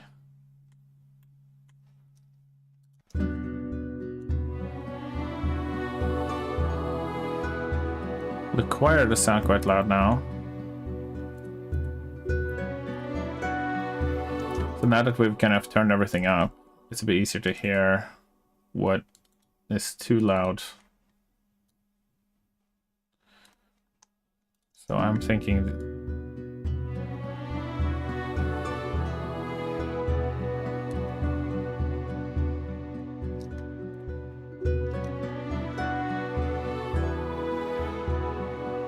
Choir definitely is a bit... Mastering things very hard. Need to learn more. Yeah, it's quite hard. It's very hard, but you just gotta try and fail, I guess, and maybe watch some tutorials and stuff. I do hate tutorials, but I like to. But it's useful, you know. Sometimes you just gotta bite the bullet.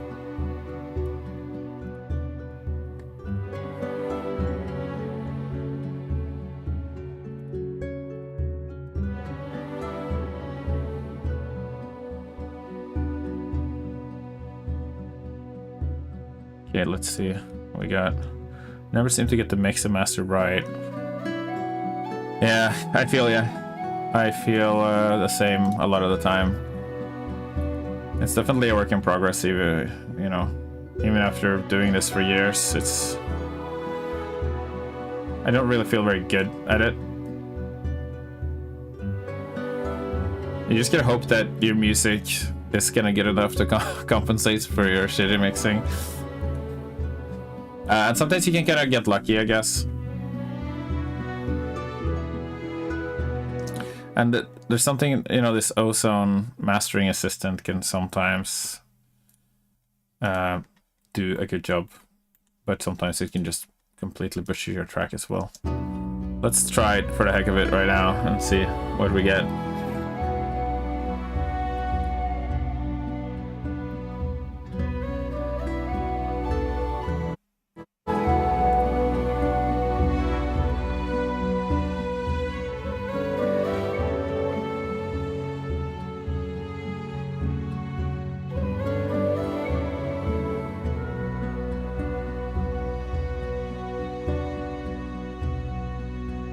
There's two key keys in the same place. Interesting.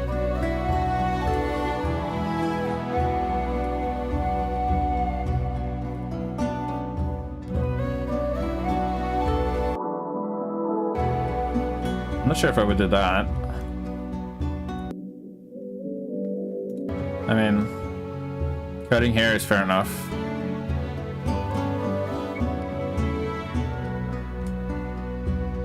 Imager. Okay, it's narrowed my mix.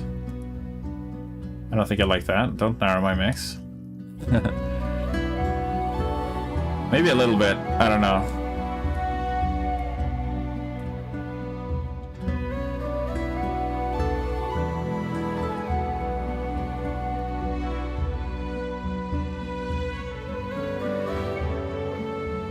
Kind of hard to tell if it sounds better slightly narrow or not, but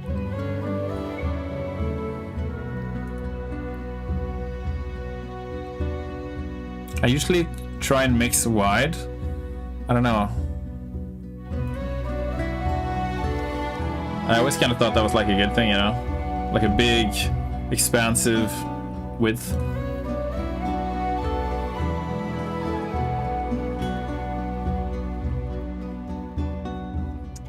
Right, so what another thing we can do is we can use track space here.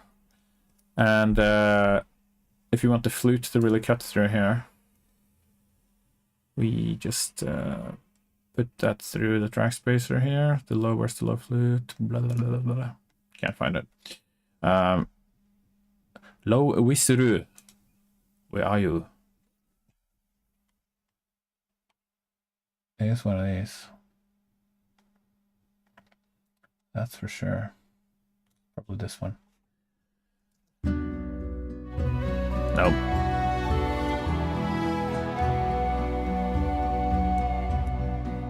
It wasn't that. This one?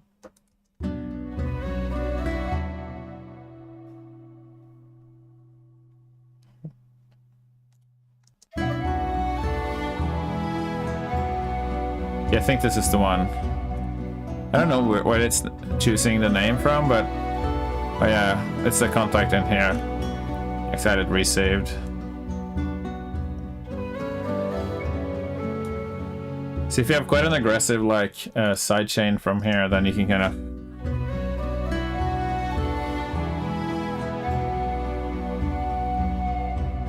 can help.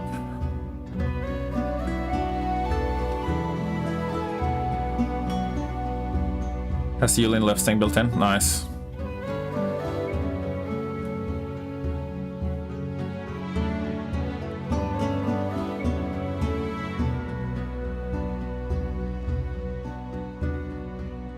Right, so now whenever the whistle is playing, this entire block gets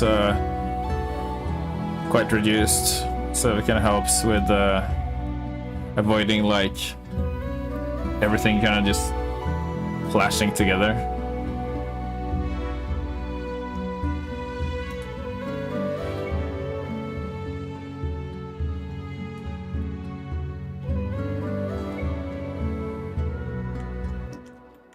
Right.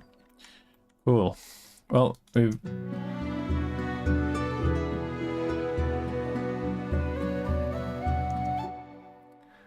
cleaned it a little bit, I think. It's kind of getting like trying to clean up that blooming mid-range. It's always like an issue for me. So things like track spacer and you know, using sort of these folder bus things to like compress like everything together, and putting a compressor on the master helps as well a little bit. And then you just gotta make it louder as well.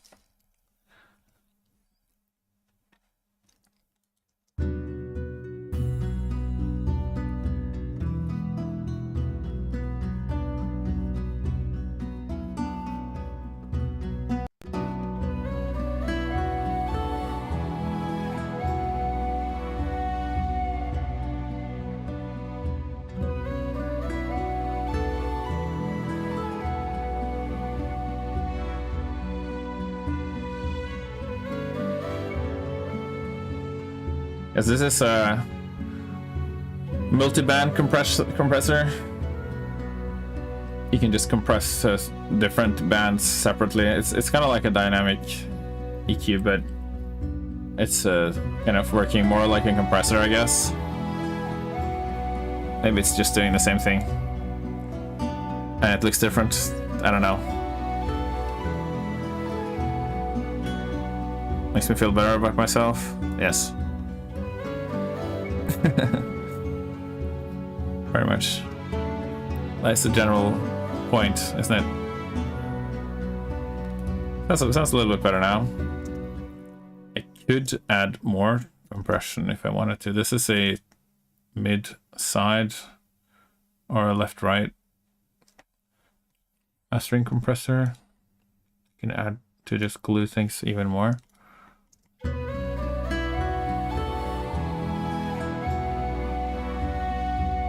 It's still not loud enough though.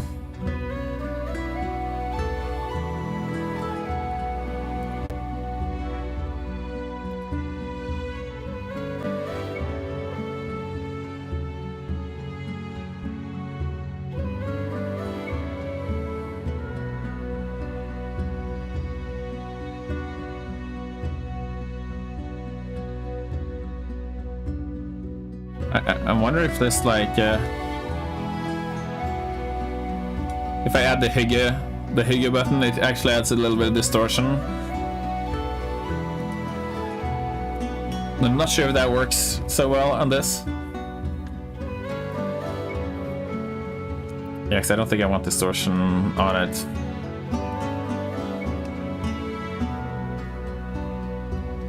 Okay, it sounds pretty good. Sounds pretty decent, I guess.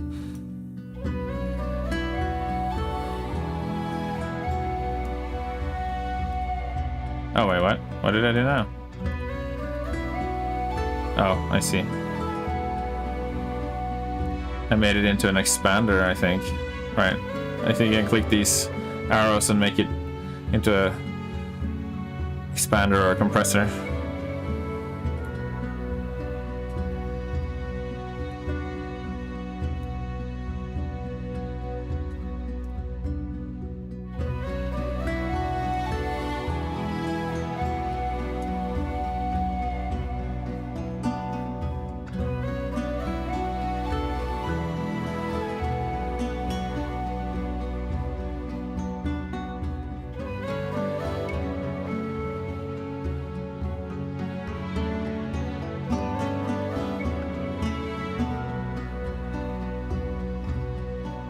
kind of like sometimes actually if you add more high end, the track can sound softer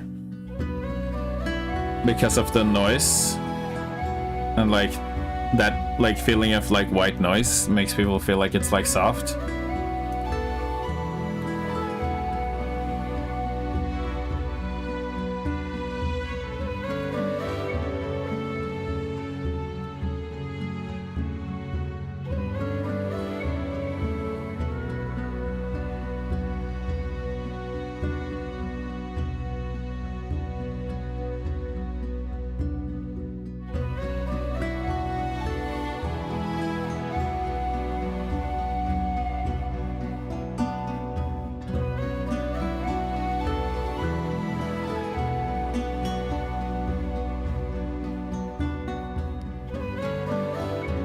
It's still not loud enough though. Alright, let's crank it up a bit more.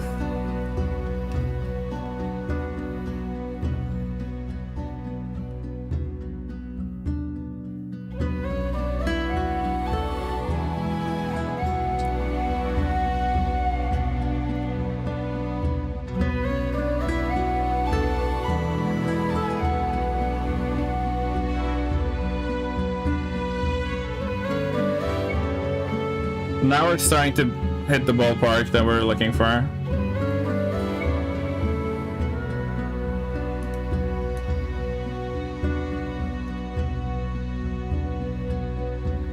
We've also reached the end of the stream. But I'm pretty much finished now, I think.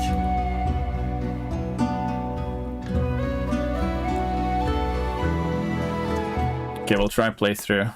Let's see what the Luffs lands at towards the end.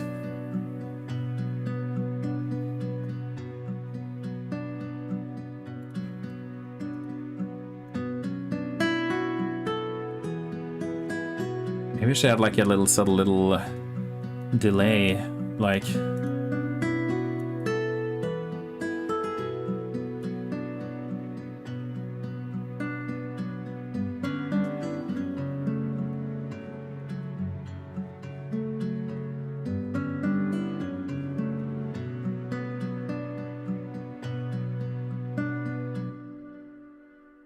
Like that. Could be kind of chill. Little.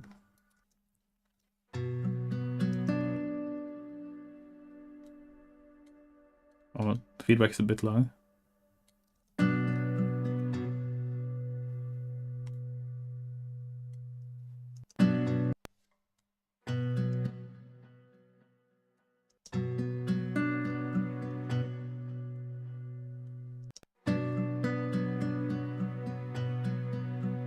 Yeah, the Luffs integrated is what you're looking at, because that's the average loudness across kind of the entire track, or at least like span of time.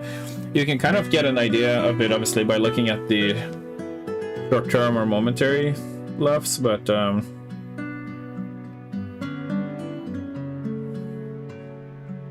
only really gives you the idea of what it is like right at that moment. So when you check like Luffs for sound effects and stuff, it's good to look at short-term obviously, because it kind of like it's not enough time to, I don't know.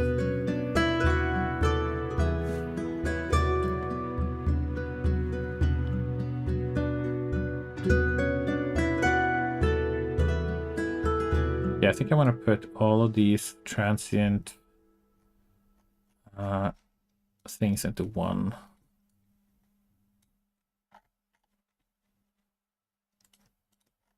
And put a compressor on them, or maybe like Soothe. Lovely little plugin. I think we need to just do a little bit of transient softening here.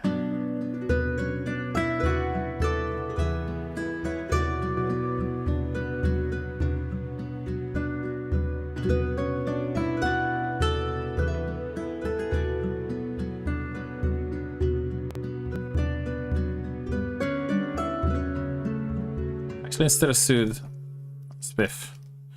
This is another great plugin from OX Sound.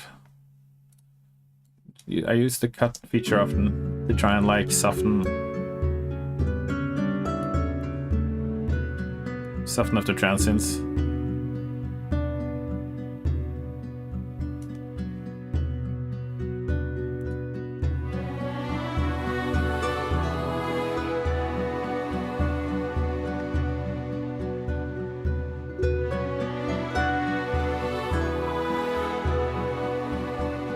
Okay, maybe I did go a little bit too ham with the high end here. Yeah, I didn't need to add any more because I had it on the master.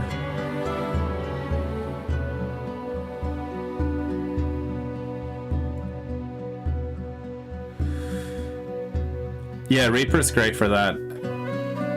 You can also normalize like a region to become minus 23 LUFS or whatever you want it to be.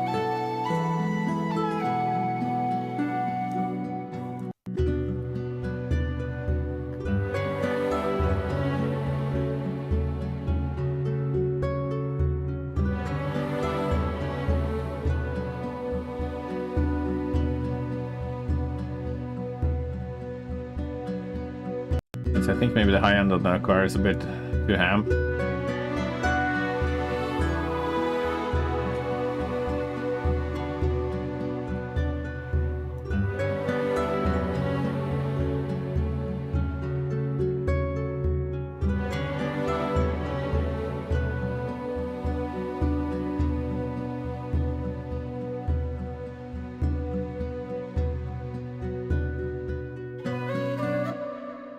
To fade this.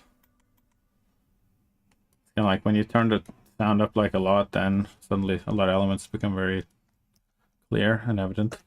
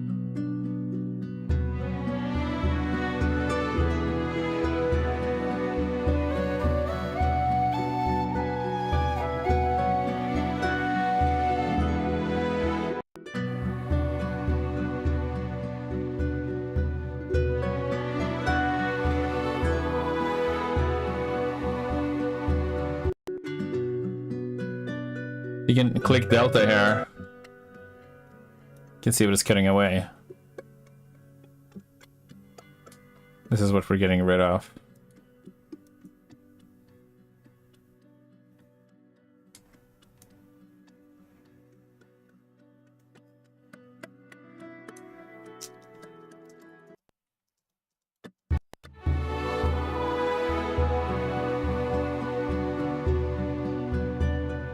You can also like adjust the mix on like how much of that you want to actually.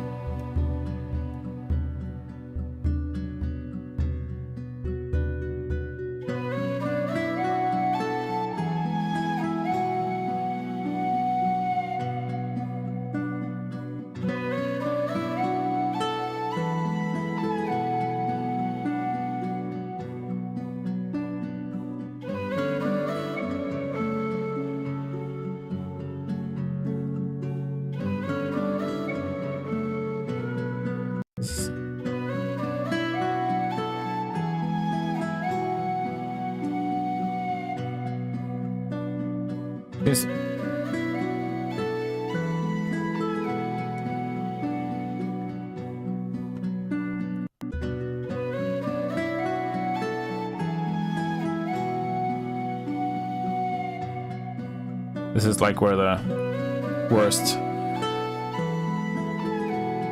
most like offensive part of this is.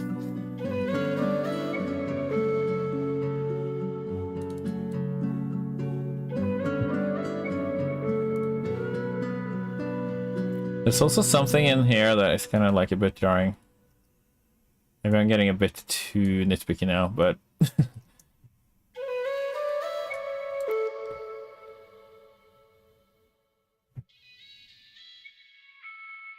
it here? Yeah, it's there. See that little spike there?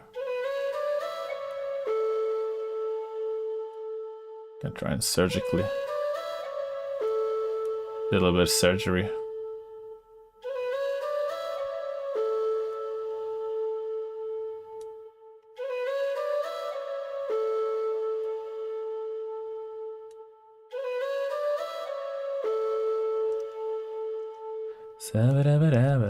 Okay, cool.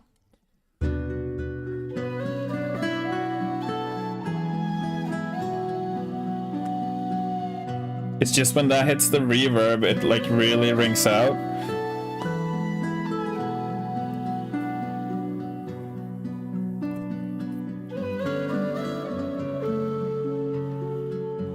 Oh, it's actually a bit off timing actually here. It feels like that at least. Oh yeah, because it's got pre-delay on it, so maybe it's a bit too much pre-delay actually.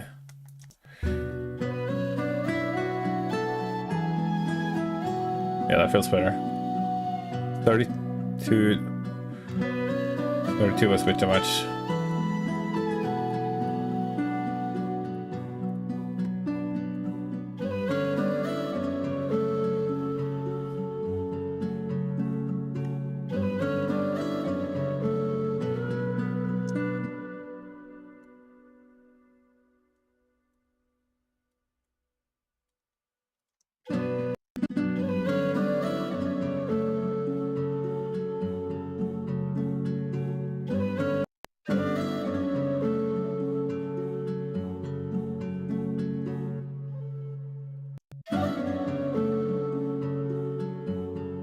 I'm just like polishing right now. Just trying to get it like, you know, iron out all the creases. Little things that bug me.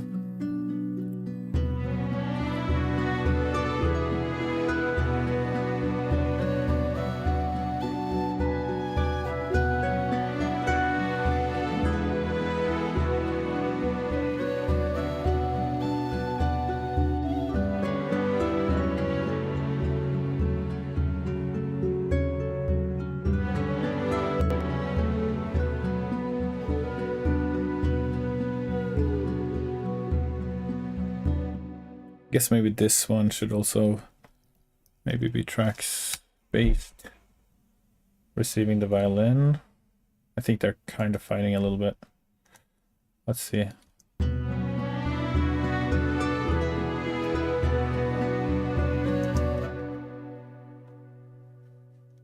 What?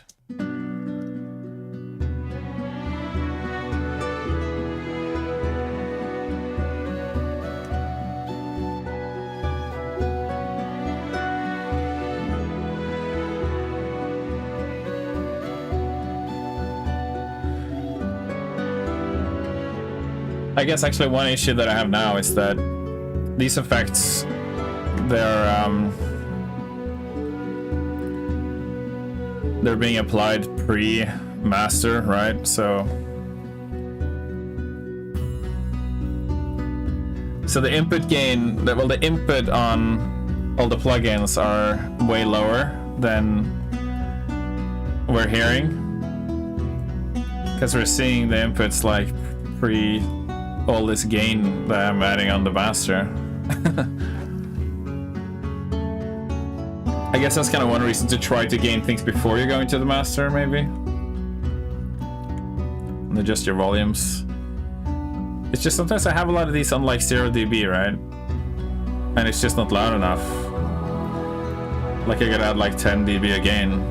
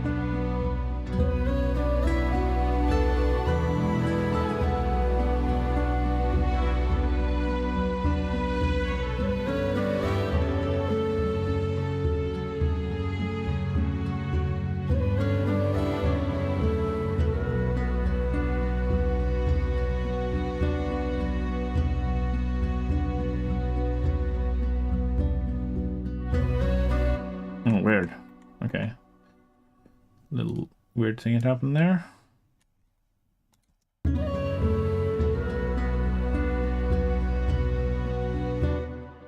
And also this should just go straight like that.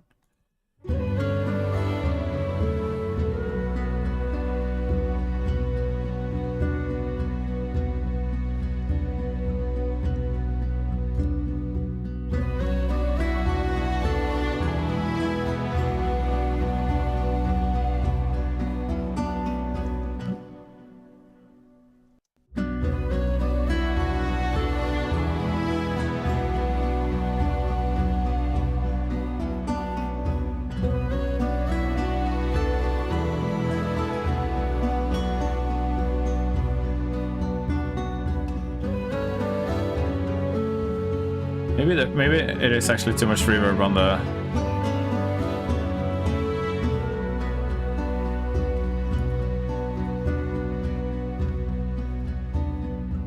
Just feel quite reverby now.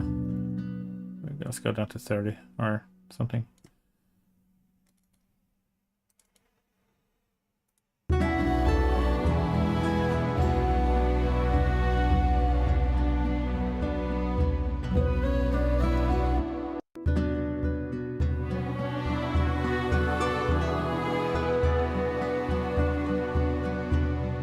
Well, because I've added so much reverb and delay on other stuff.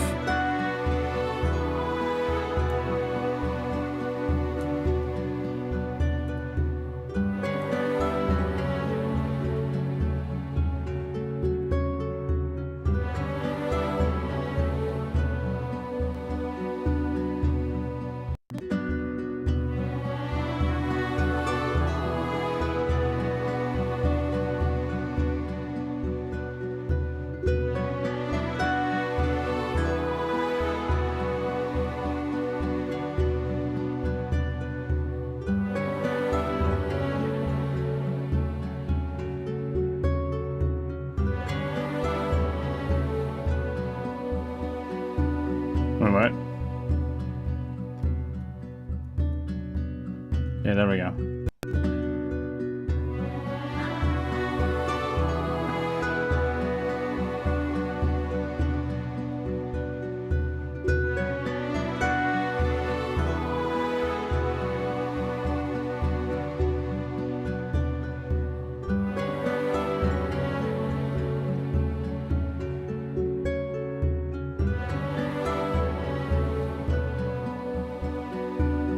Maybe this Celtic harp is taking a bit too much space.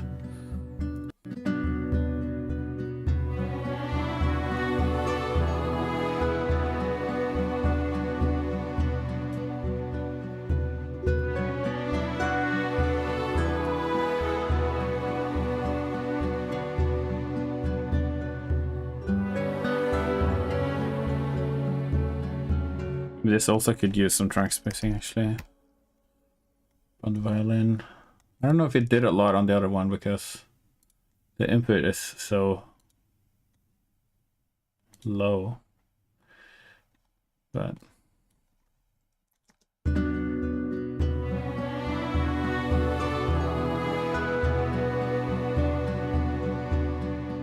if you'd like add a ton.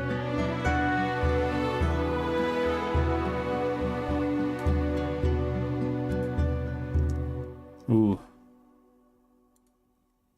I'm hearing some serious compression going on here. I think that might be this actually.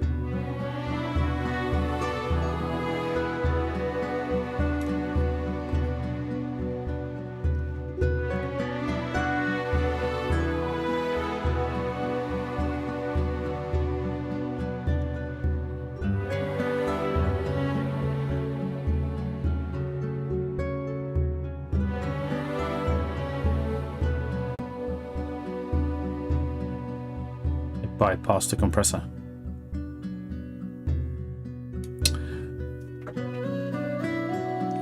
Maybe this is what's kind of ruining it. I guess it does have drive on it, so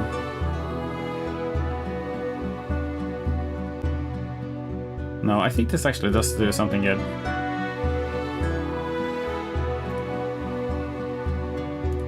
But maybe I just need less mix.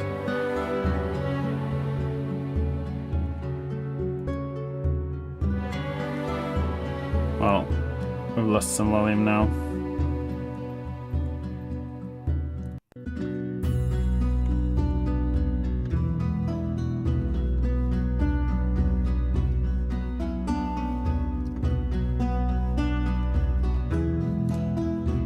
So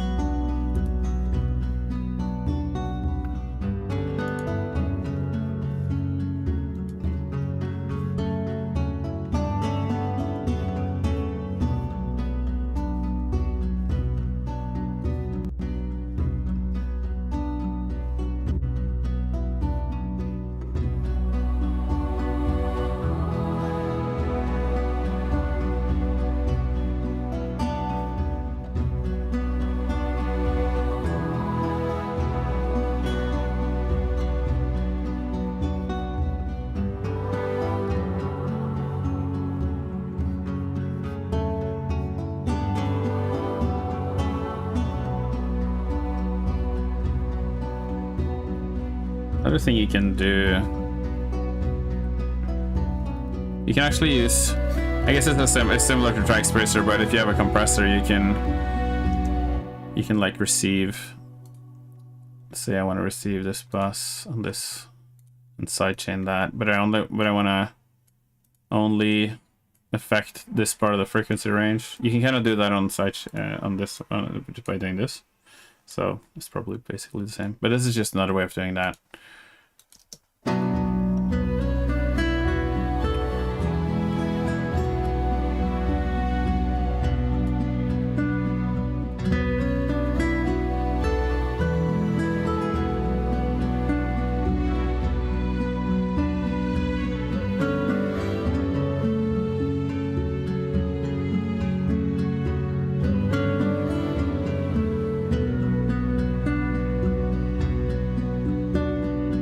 Not sure if this is actually doing what I said it was gonna do. I think it's actually just compressing based on that part of the signal, and it's compressing the whole track, but only that, but only because of that part of the signal. Okay, so it's different.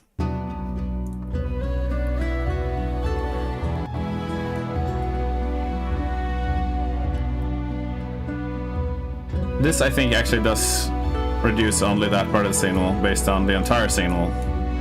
Or, well, let's try that.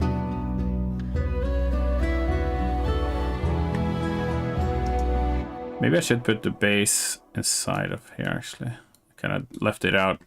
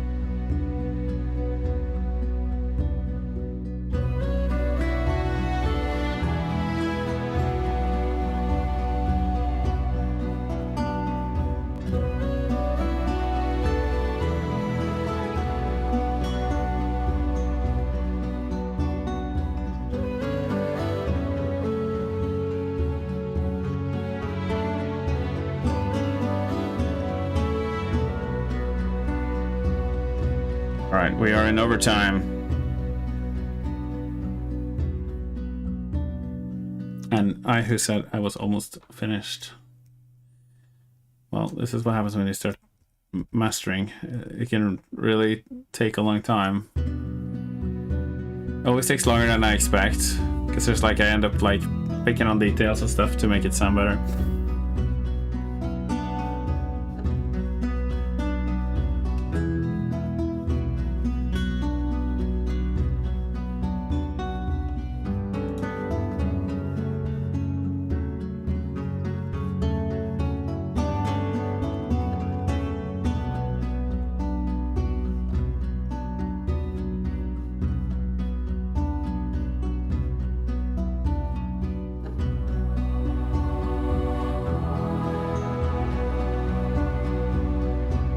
Try and soften down the the reverb frequency a little bit.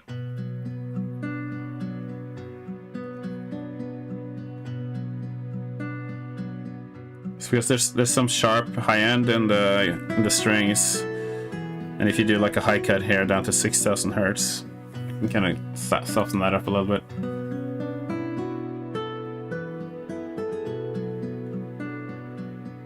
Guitar sounds pretty nice now, though, I think. Much softer, much more comfortable to listen to.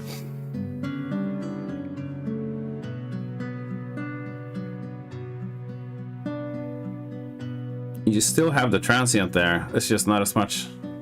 You don't need like crazy amount of transient.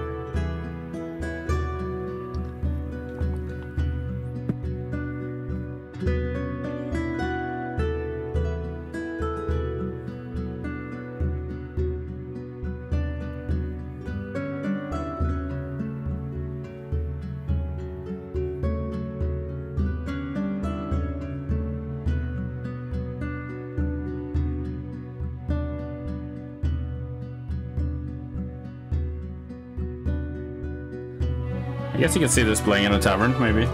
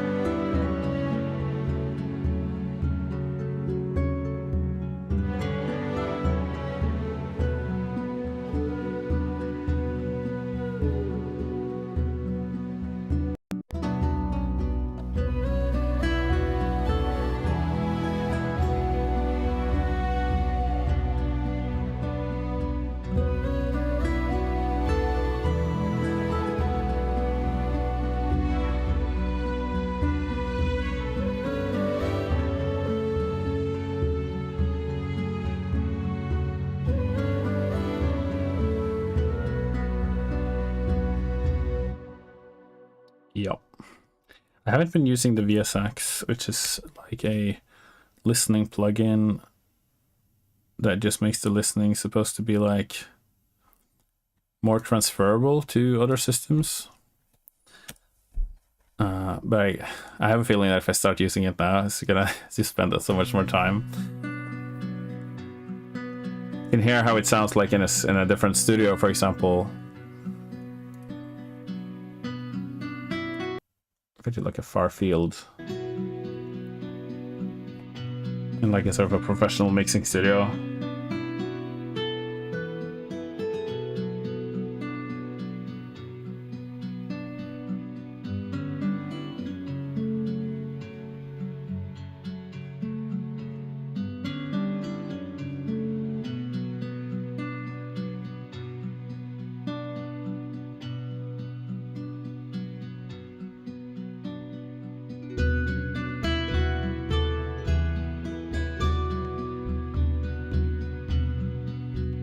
I guess putting a soothe on this isn't necessarily all bad.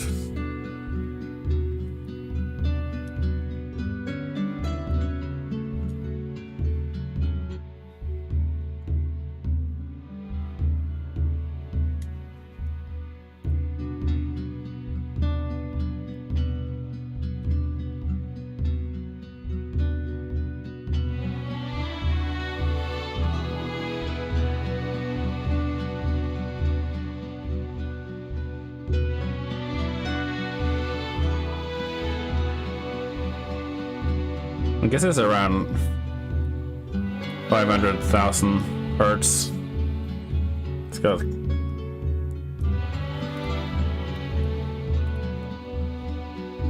another thing we want to do is obviously track space the drums into the bass.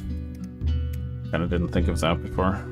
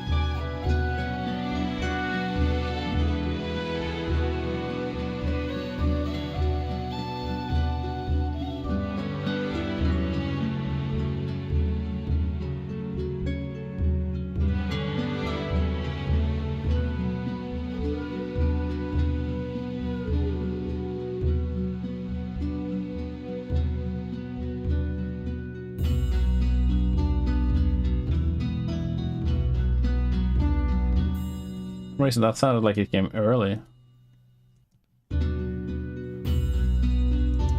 Weird.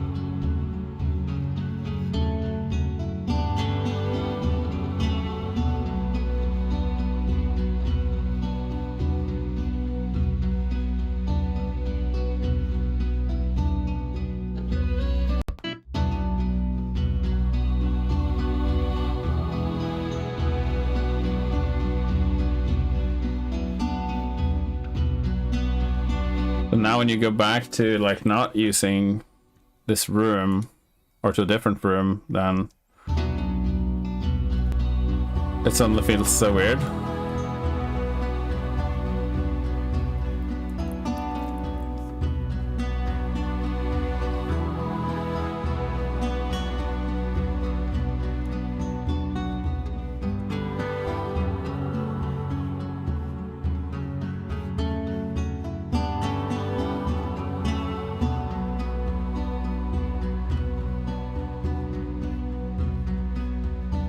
Guitars felt a bit too compressed, so I pulled off on the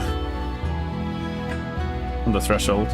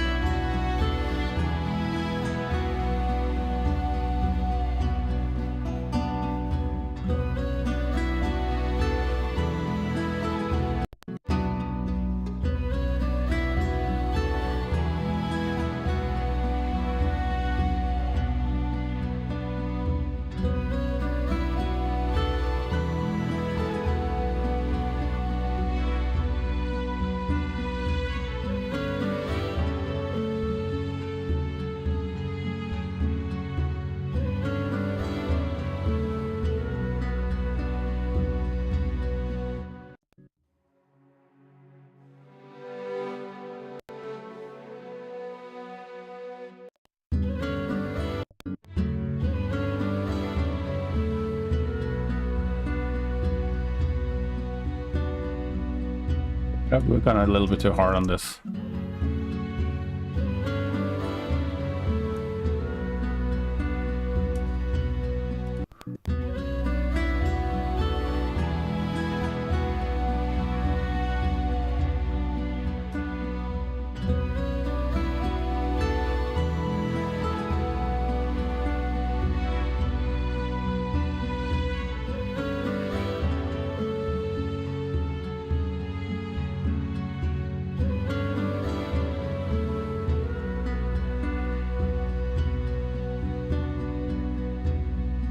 Okay.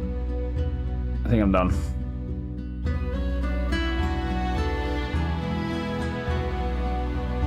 Although I have been saying that for an hour.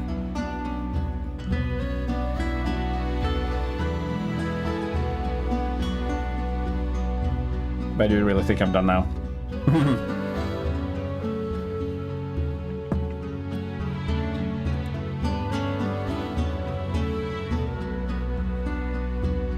Definitely sounds more balanced.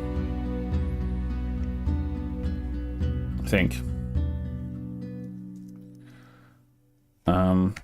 Not sure if it sounds great or good, but it doesn't sound terrible. Just the best I can do, I think.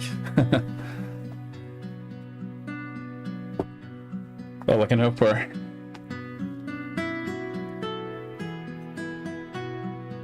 I do think the guitar sounds pretty good.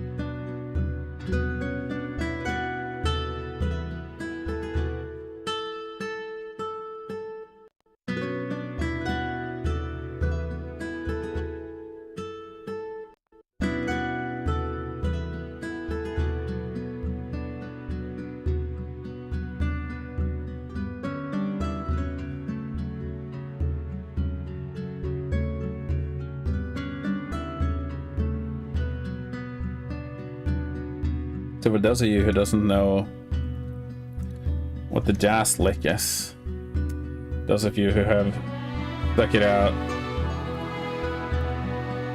so far, check this link. It's like a little tidbit of information there. It's the jazz lick. It's like what I've used in this melody. It sounds good, I think, in this melody as well. It's just, it's a very famous jazz lick.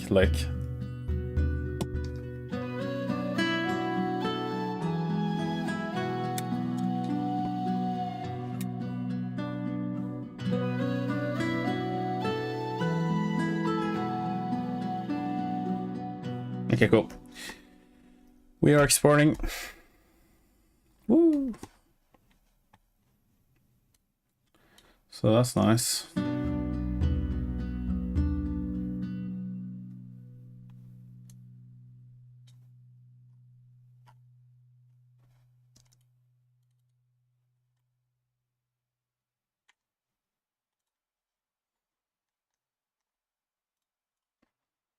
Hmm.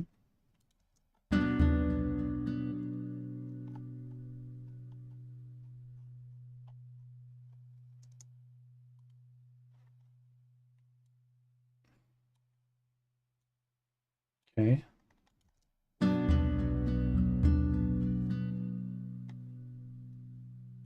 So where's that ringing coming from here?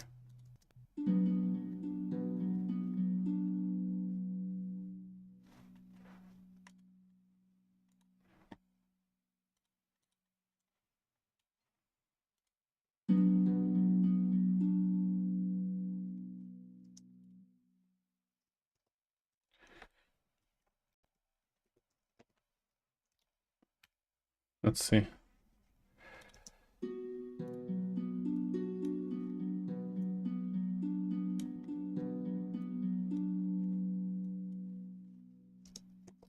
Actually, maybe a dynamic EQ is better here.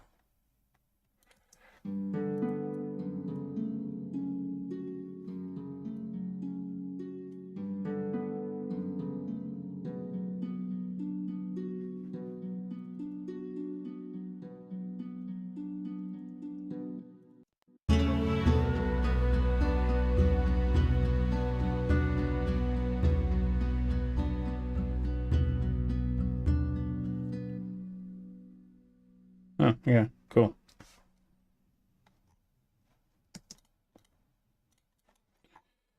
Good. Who's still here, by the way? We've gone 40 minutes over time. I'm curious.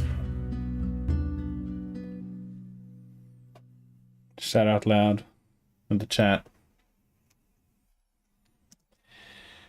All right. We're finally exporting. Woo!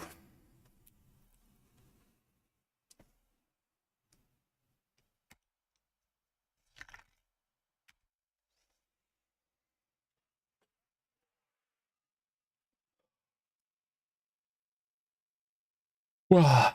Now we can go to bed. Knowing that I completed a thing. That feels better than going to bed having almost completed a thing, right? I think everybody knows what I'm talking about.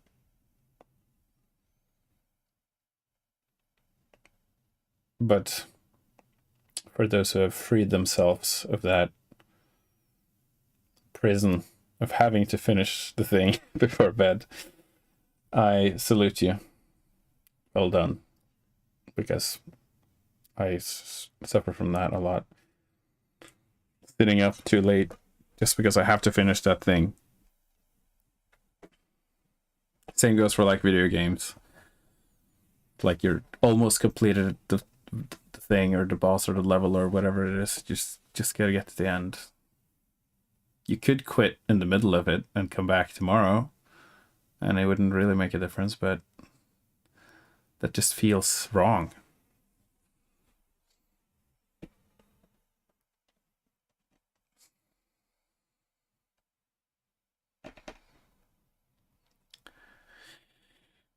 Anyway, thanks for coming, everybody.